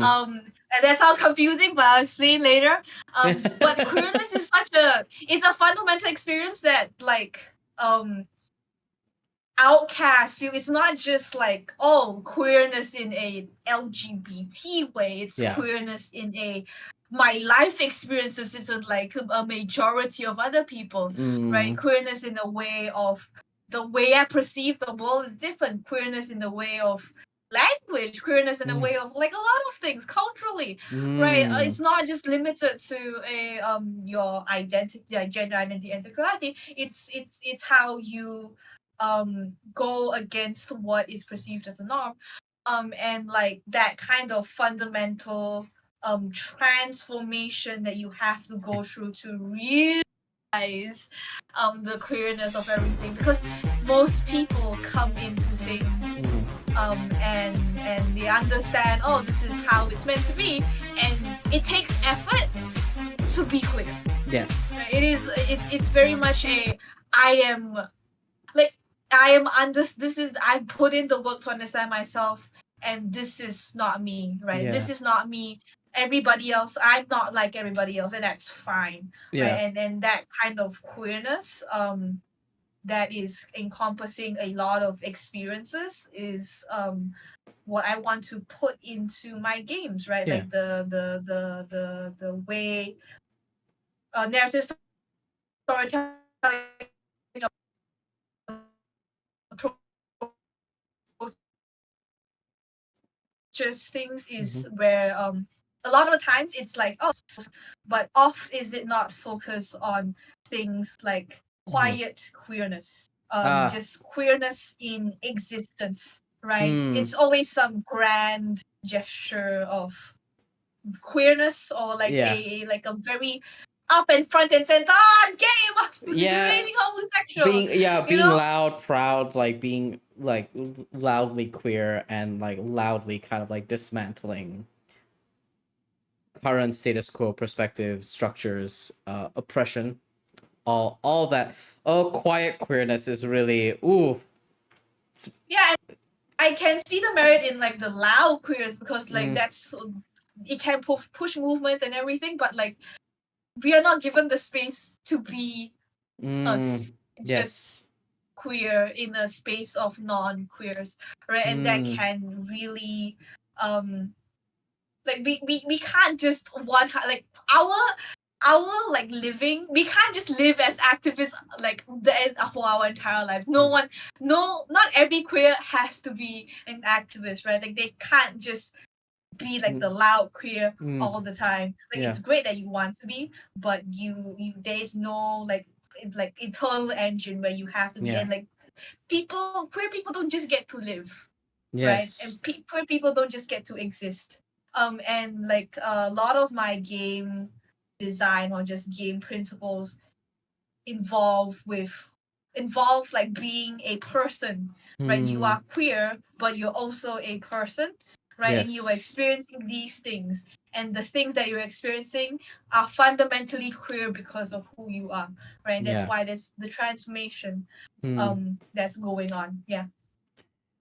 I love that so much. And I do love the idea like It's true. As like queer folks, we are often placed in a position where we have to constantly fight and constantly like self advocate, and we're not given that kind of like quiet space to contemplate, to reflect, and to because we have to consistently defend ourselves, and consistently like hold ourselves to a very very like high standard. And as you said, we can't be activists all the time, so having something that activates transformative catharsis, I think, is really really cool. And speaking of catharsis and all that, I love we keep segueing very very nicely. um let's talk about the interlude. So Yes, my favorite. let's talk about the interlude. So, folks who do not know, the interlude is that point after the journey of the, after adventuring in a lodestar in a location that leaves you wearing entire. You need a little bit of time to recuperate. And it's in this moment where you're able to interact with your companions. But one of the most important aspects of this section is the bonds that you forge with your other companions. But also, you have to choose during the interlude. Each player will also find that the exploration of the lodestar changes them in some small way. Choose this one way it changes. Choose a new name. Add a new name. Choose a new pronoun. Add a new pronoun. Add a new color to your spark. Replace a color. Remove a color or something else. This sounds very trans to me. Yeah, why? I would love to know that kind of decision as a game designer of introducing to players a, hey, by the way, you've gone through a journey that fundamentally changes you. Make that choice right now on how that fundamentally change, like choosing a new name, adding a new pronoun. That's a very very interesting like choice to make in terms of like featuring that to the player of like, this is fundamentally change you, think about it. And yeah, I want to hear more about that choice of facilitating that kind of like strong fundamental change. So okay, this game is like fundamentally queer in the sense that it's holding a gun, Mm-hmm. right, and pointing as it contemplates. Think about your existence, Think about right? your Because I gender, think, motherfucker. yeah, because like a lot of games just make you, okay, here's the status code, just accept it, right? But Mm-hmm. okay, so like to bring up a previous point, what how queer game what are queer games to me?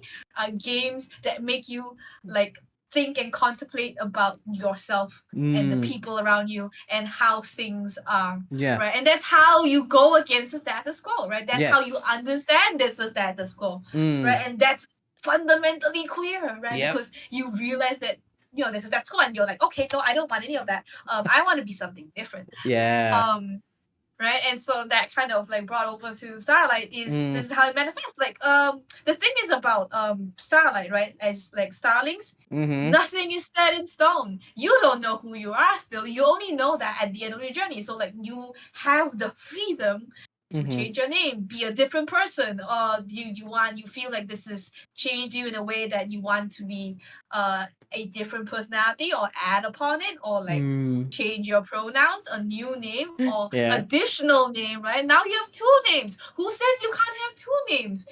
Like a Do lot it. of that. Just do it. You look different, right? Or you feel different. Like Mm-hmm. all of that is like important, and that is still a part of fundamentally changing, right?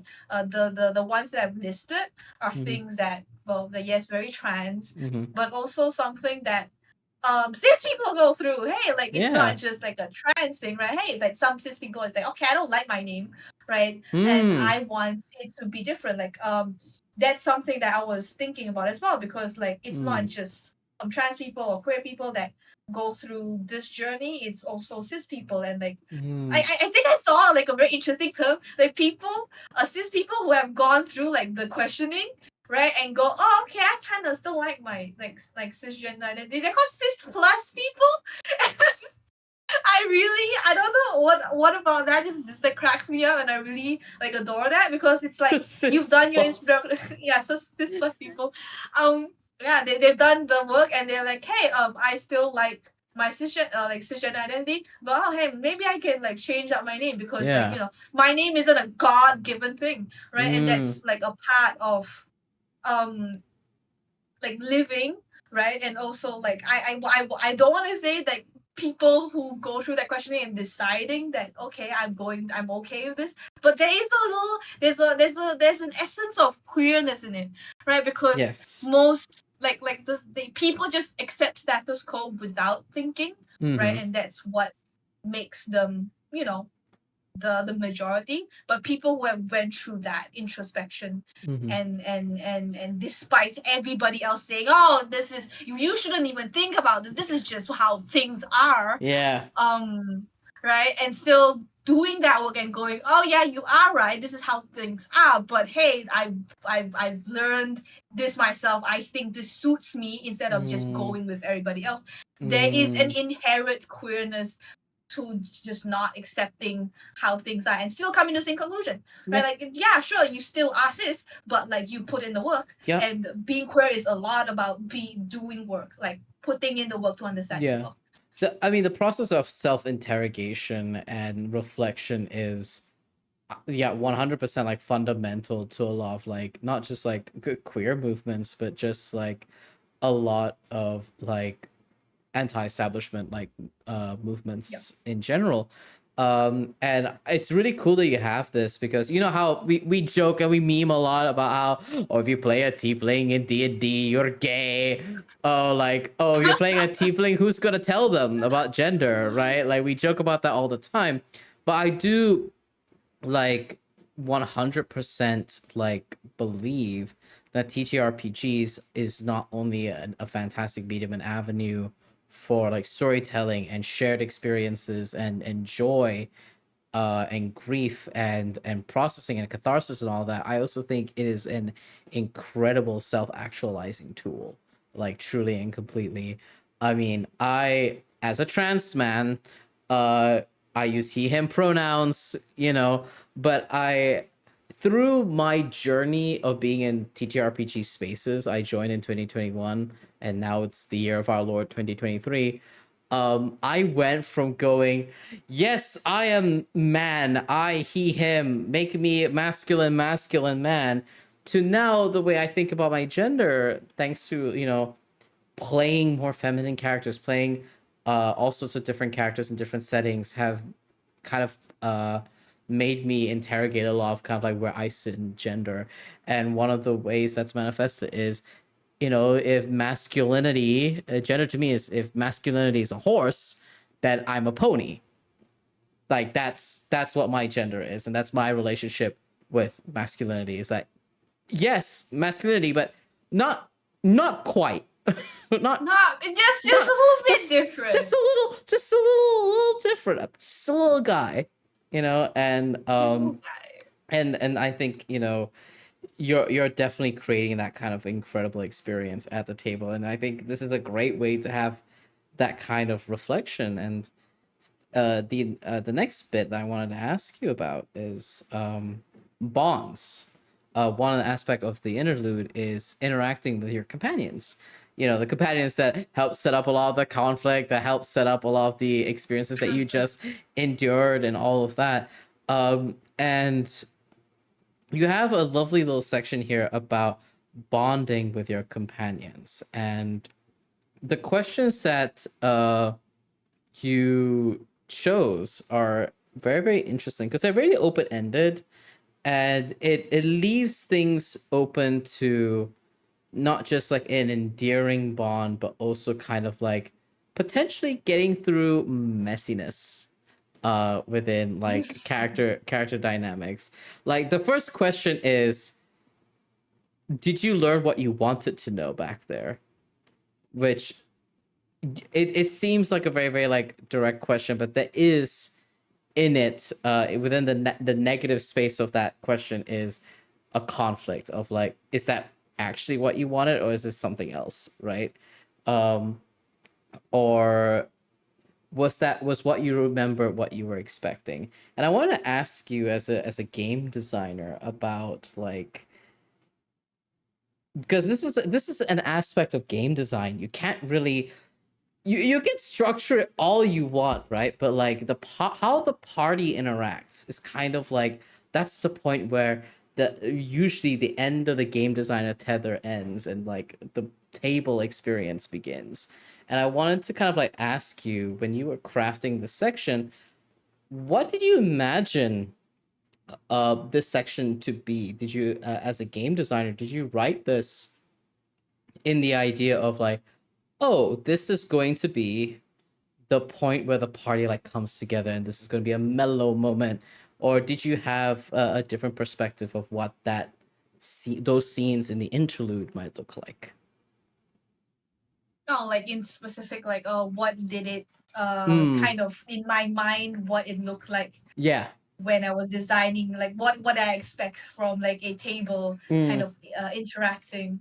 Um, I think I would say like I wanted to leave it open to what, like I don't want to say conflict, but like drama on my there's a games. little drama on my game, but like the core idea was for people to get together, but how they got together and what conclusions that they came to is entirely up to them, Mm, because a lot of these questions are meant to kind of prod, right? Like a lot of these questions are meant to evoke self like interrogate each other in the sense that, oh hey, this is this what you want, right? You are mm, asking the person, right? And they will either tell you or they won't, or they both know, or like there's just a spectrum of like mm, possibilities that could happen, right? And depending on what kind of table dynamic or character dynamic or mm-hmm. bond that the player wants to pursue, it could range from, you know, a heartfelt conversation to a literal fight. Completely something that can happen. But I think that's also important to the Yeah. party dynamics, to just fight a little bit about what thing people are expecting and what people are not expecting, because like that's a part of relationships, Mm, expectations not being met, and how things are being perceived by other people from mm-hmm. like an outsider. Like because of course you are not that person. You don't know Yeah. what they're feeling. And that's why you're asking these questions, right? Yeah. Because what do you feel about this? And is this what you wanted to know? Mm, Right? And like that can trigger or like engage a lot of other thoughts in the other player as well. yeah. And they kind of also build upon that story, and it's a very fun back and forth Yeah. that I was planning when I was building these questions, because like I didn't want them to be limited to, oh hey, it's gonna Mm, be like a positive thing, or like, oh hey, it's gonna be a comforting thing. This is mm, very much a, what do you take away from this, right? mm, And sometimes what you take away from this was not what you were expecting, yeah. and that is like something that can um build conflict, and like have that conflict be brought out of the character, Mm, right? Because like internally you might feel this way, but not everybody knows that, yeah. right? This is like dragging all those emotions out into the open. This is time to like sit down and really think about it with a group of people, right? Yeah. Because like you can go through the work and you can think about it, but when you're talking with other people and Mm, how that affects them, right? Like how mm, that affects their bond, right? Let's mm-hmm. say um if like something fundamentally changes about you Mm-hmm. that they didn't like, or they learned something about you that they didn't like, you know, that Yeah. changes a lot of like relationships. And For like not sure. only is it like a good storytelling tool, but it's a good kind of Mm, introspection for both parties, right? Like how do they want things to change mm, because of the things that they've learned. I love that. I That's really cool because I know that, sometimes as a game designer you have a perspective on the game, and then then it's out of your hands. And I'm always so curious about how game designers in their mind imagine how their games would play. So thank you for answering that. It was more for me to be like, how do you think about this? And finally, we have the epilogue when we defined and know what home is. And whether we stay or we go, or if the answer is more complicated than that. And I think as we're wrapping up, Valis, I wanted to ask you, what does home mean to you? You, the game designer. Oh, the game designer. You're asking everyone else to answer that. You're asking everyone else to ask themselves that question. You're telling me I don't get to ask that of the game designer.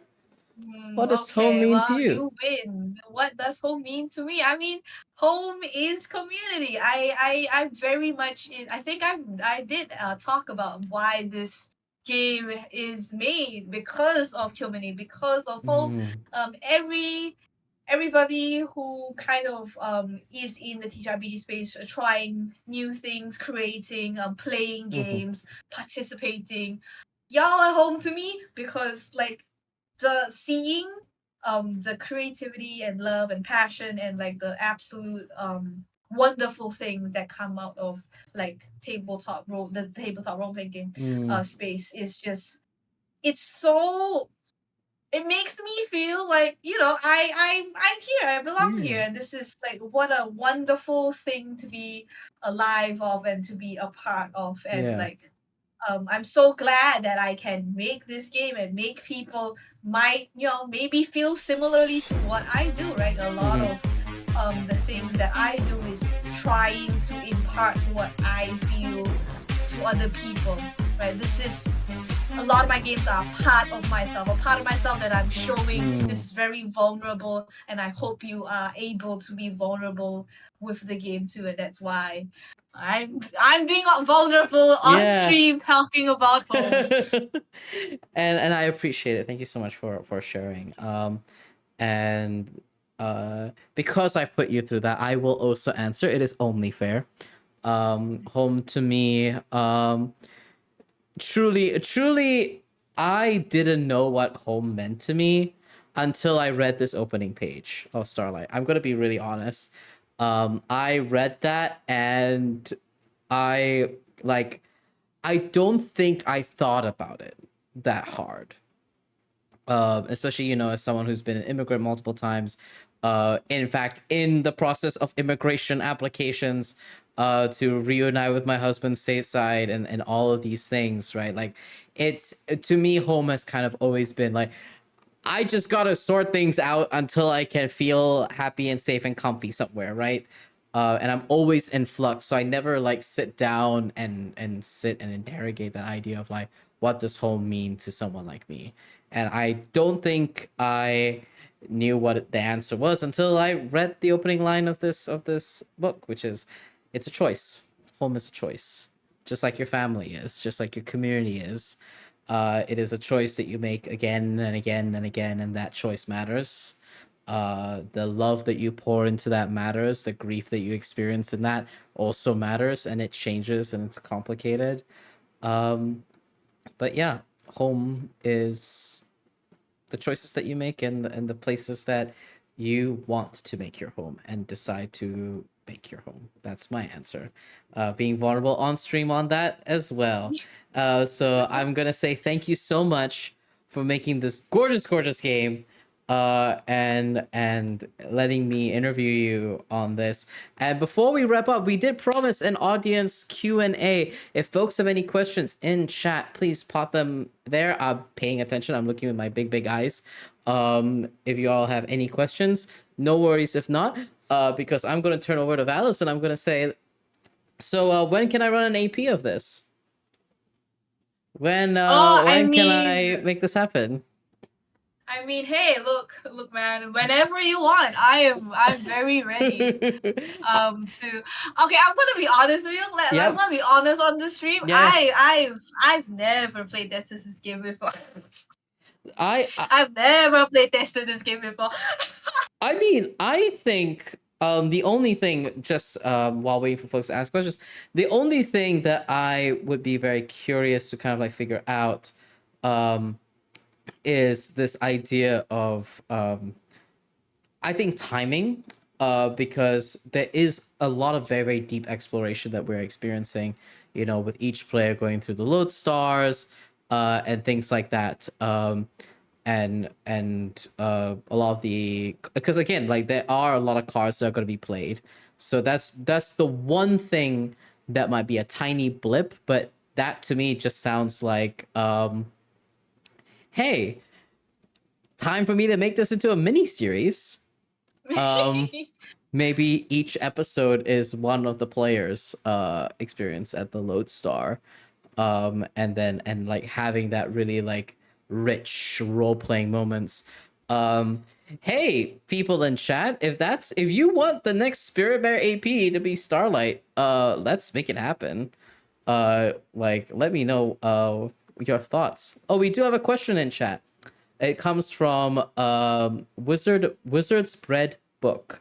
They're still stuck in a 60-second of ad, so I'm gonna wait for about 60 seconds to run out because they've asked this lovely question and I don't want them to miss out on an answer. But I'll read it out to you. So the Mm. question is, are there any tools or tricks you like to use to make a game hostile to reactionaries? I saw that Wizard's Bread Book mentioned this in talking about like making a queer game also means making it hostile to fascists, shitty people, reactionaries, things like that. So I would love to hear your perspective on are there tools and tricks they use to make it hostile to reactionaries? What's your Wow. perspective on that? Well, it's really easy. This is why safety tools have discourse, right? Like Not you the will see safety so tools many react. discourse. They're like, holy shit, there's a safety tool section in my fucking game. Oh, this and then it's rated like a Oh, shitty and there's pronouns. yeah, there's pronouns. Oh, Pronouns. it's really easy because like you don't even have to make it like outwardly queer. A lot of like going against the status quo, having pronouns or like Mm-hmm. stuff like that is already just like okay, I'm not gonna read this game. Like they're not gonna look at it. Safety tools, especially like putting Mm-hmm. that in your first page, it's over for them. They will not look at it. They I don't know why reactionaries have like a really bad reaction to safety tools Mm-hmm. because like they fundamentally cannot imagine a world where we care about other people, right? And Yeah. so safety tools is just the tool to kind of deter away any people who want to It's true. to want to experience games like these. I mean, like you read through it and you're like, okay, Yeah. well, this is queer, I don't want to deal with it. um Yeah, no, I think you make a really, really good point there. And it's something that I've noticed. Again, like I mentioned before in my lovely anecdote of any time I run a safety tools workshop, that's when Twitter decides to have the same discourse. But you ask a very, very interesting question there of like wondering why there's this weird inability to witness a world in which we all care about each other and hold that compassionate space together all the time, right? And I think this is something I've been like realizing, especially when I'm like looking at the way people interpret media and things like that. There is this, especially with like Game of Thrones and like other such content, there's this weird culture of voyeurism, like a voyeuristic cruelty is the best way that I can describe it. And I think it also permeates a lot of like the old guard of ttrpgs, right? The OSR gamers, the old guard, where I feel like in a lot of their games there's that layer of like that voyeuristic cruelty needs to be present in order for storytelling to be interesting.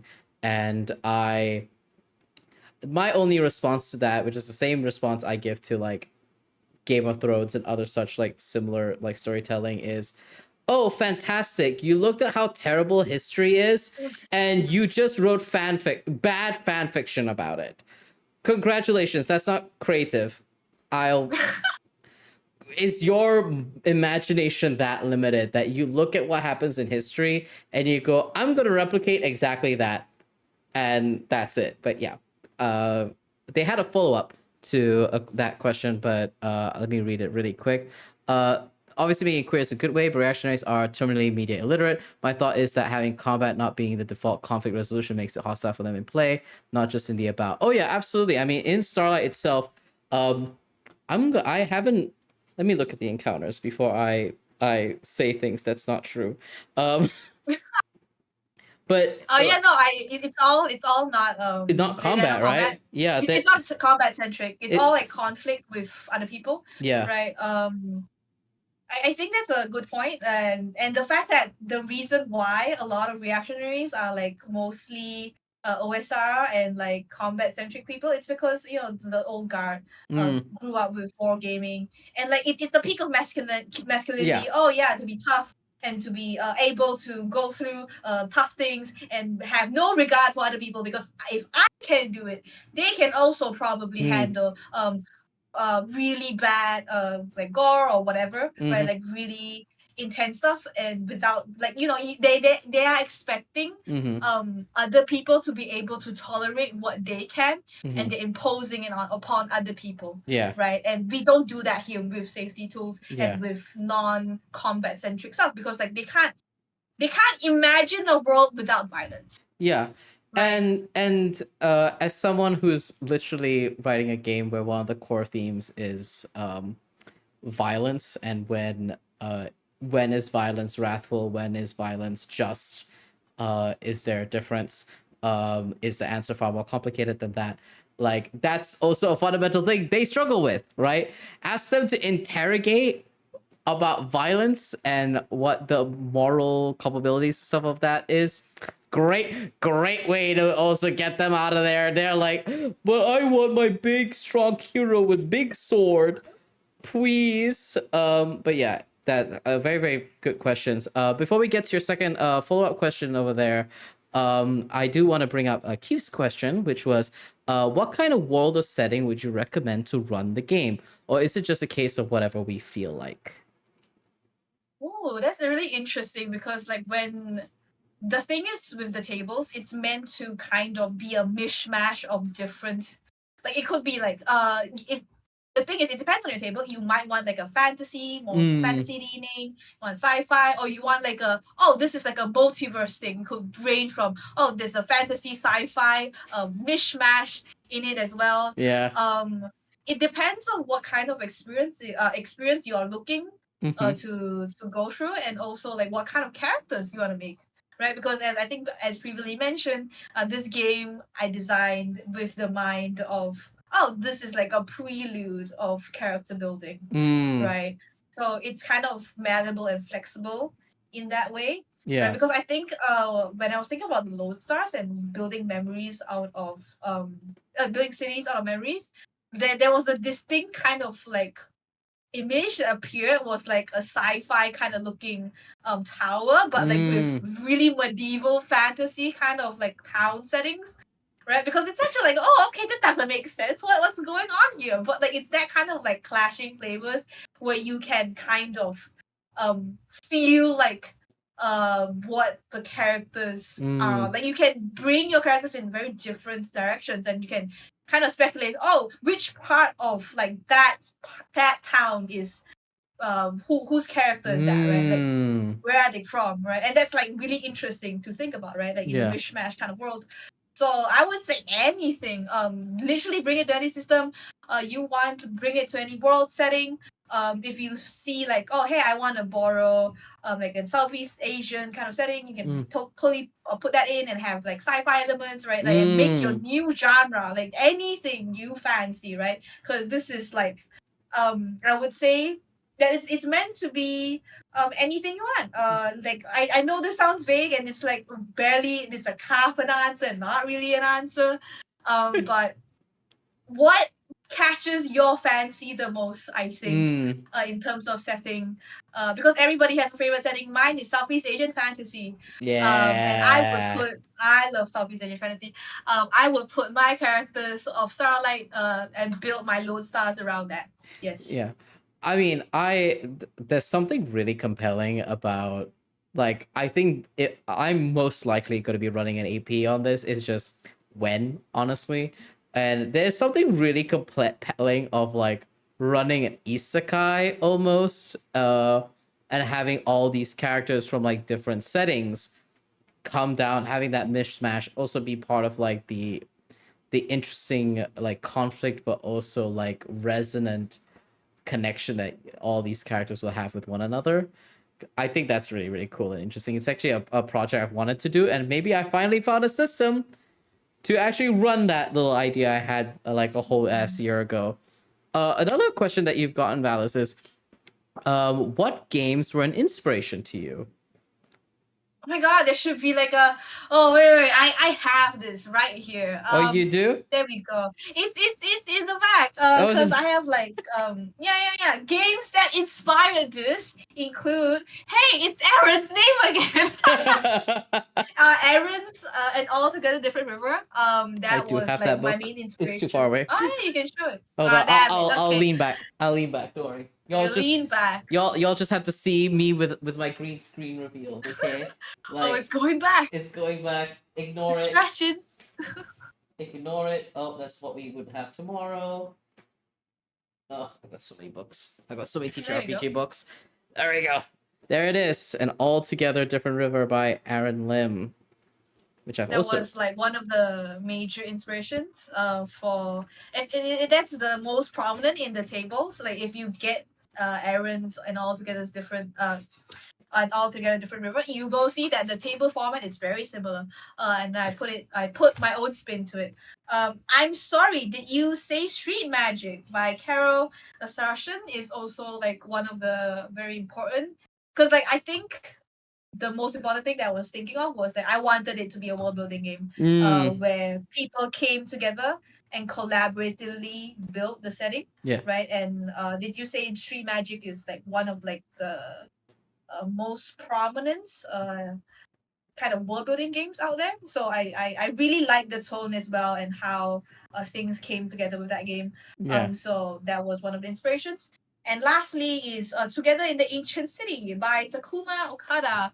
I played this game with my friends as well. Yeah. Very more table centric, but very much foundational in terms of world building games that I drew from, and like how you can use very simple systems Mm-hmm. to make games. Because it was literally mostly just tables for Ancient City. So yeah, those are like the main three inspirations that you should also Amazing. all go check out because they're all fantastic world building games and they're all GMless. I'm correct. Yes, they're all GMless. Right. So you can have like a like if you enjoy Starlight and want something similar, Mm. though all three games are very very good in kind of communicating that tone and flavor of world building and collaborative storytelling in a city. Yeah. Amazing. Do folks have any more questions? This will probably be like last call for questions because it is 2 a.m. and I did promise Valis that 2 a.m. this wouldn't run for too long. I said it would be 2 hours. It's not 2 hours and 22 minutes. So I'm trying to keep my promise here. So last call for any questions, and then we will wrap up and bid adieu for this particular episode of Designer Spotlight. But do not worry if you missed the first part or if you are someone who just joined the stream as we're currently ending. This will be available on my YouTube channel. I am still at Otso SpiritBear over there. The full VOD will be available there. It'll be edited to remove the starting soon screens and ending soon screens as well as the BRB screens. So yeah, we'll give it another minute or so to see if anyone else has any questions.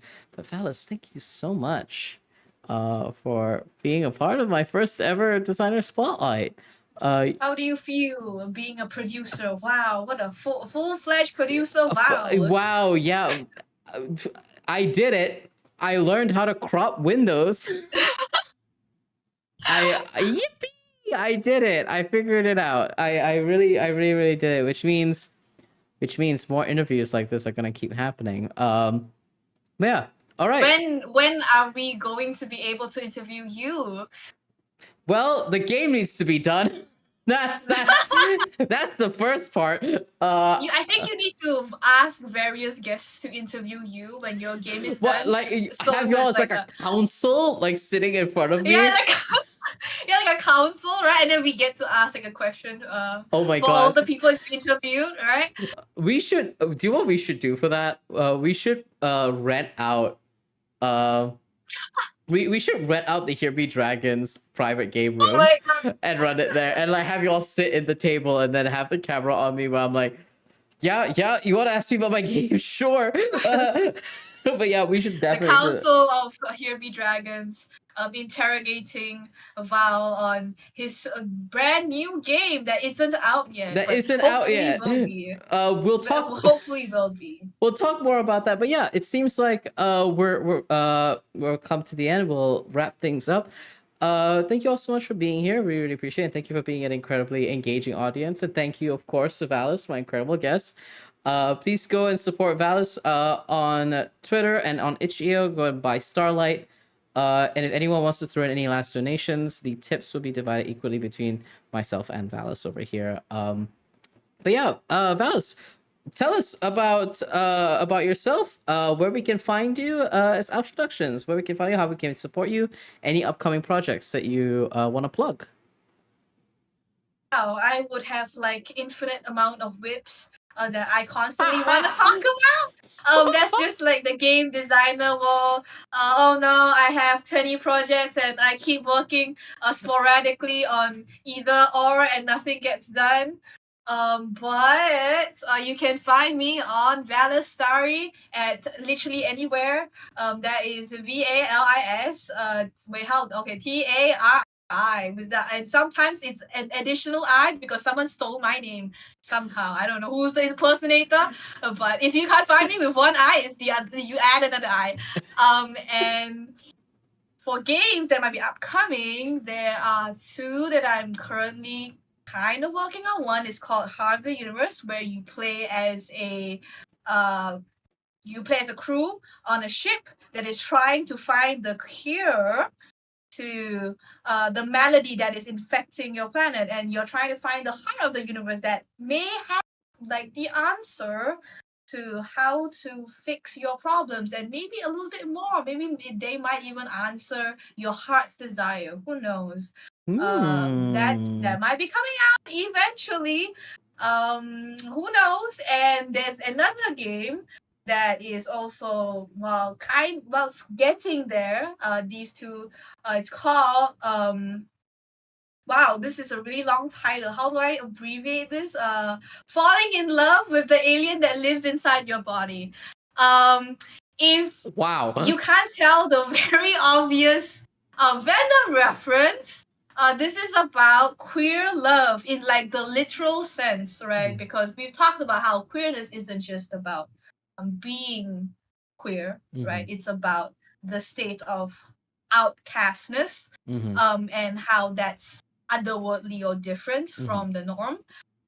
So that kind of game, this is the kind of game that I want to encompass that is technically queer love and also queer love in a different way, in an otherworldly way, in a Mm.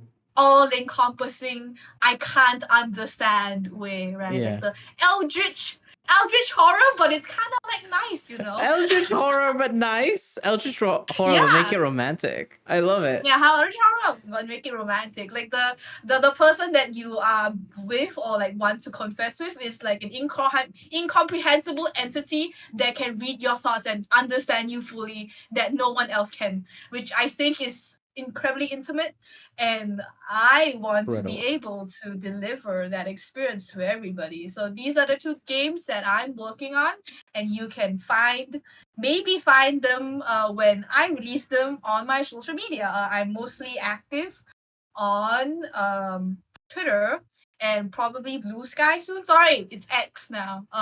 Not Twitter. Um, but Not find me on X and Blue Sky, and amazing. you might hear updates about them. And also, I do art, so follow me anyways. If you're not into tabletop role playing game, I make nice, pretty drawings. Amazing. Thank you so much, Valis, again for being a part of this. Go and follow them. art. And thank you Really good. so much for you inviting me and It like is letting my me pleasure. rant. It is literally my pleasure. I'll do a quick outro as well. Hello, everybody. My name is Valiant Dorian. I use he, him, his pronouns. You can find me all around the internet at Valiant Dorian or at also SpiritBear. Please enjoy that lovely treasure I just set you on. I've got a few housekeeping stuff for you all to keep. We got a bunch of new followers today. Thank you all so much for being here. Really, really appreciate it. So let me drop some things. First thing I'm going to drop is Transplanar RPG's Arc Finale is happening this Saturday at 8 p.m. Eastern. You should come and check us out. It is, we talked a lot about grief today. That is definitely a very, very core theme that's happening for that stream. We will all, will be pre-recording that episode, which means that we will all be in chat with you all reacting to the episode right there with you on Saturday, 8 p.m. Eastern. Please go and check us out. And for those of you who are new here, who do not know about Transparent RPG, we are an all-transgender, personal color-led actual play series created by Connie Chong. Our campaigns are set in a non-colonial, anti-orientalist multiverse, and we center compelling stories about queerness, grief, hope, and the power of love. So hope to see you all on Saturday to catch the Arc 1 finale of the Chaos Protocol. And as you all know, that I am developing my first ever ttrpg. It's called The Beast Within. It is an narrative-focused action RPG, reminiscent of 80s and 90s grunge fighting games. And it's about therianthropes, werebeasts, humanoids with the power to change into werebeasts. Playtests are currently open. If you're interested, please sign up in the Google form I've linked under Exclamation Point Have Playtest. already signed up, so no one else has an excuse to say no. Exactly. And Cool game. if you're part of my Discord, you are on a higher priority list to be on the playtest. So join the Discord. It makes it easier for me to organize things because you're all in one place. That's the main reason why you're prioritized. Amazing. Is there anything else I need to be plugging right now? Probably not. But yes, thank you all so much for being here. I would love to go and send some love. So please stay here as we go and raid out another channel and show them some traditional, amazing Otso SpiritBear love. Let me see who is online right now, really, really quick. But thank you all. Truly, honestly, thank you all so much for being here. I am overwhelmed, as always, by everyone's support of this channel and all the new followers that we've received. We hit our goal, follower goal, which is wild to me. I see that Awkwardish Panda is currently live. Let's go and raid their channel. They're currently crafting. I believe they're painting something. I believe they're painting a little mini. We shall see. We'll go and start a raid over there and send them some love. Once again, thank you all so much for being here. Have a great rest of your day. Please keep an eye out on this channel. We have an upcoming review of a world building game by Mamatos, who has just released a brand new world building game called The Children of Inang Uri. And we might be having more designer spotlights happening, so keep an eye out. And with that, thank you all so much. Take care, everybody. And please join the raid. Take care, everyone. Bye.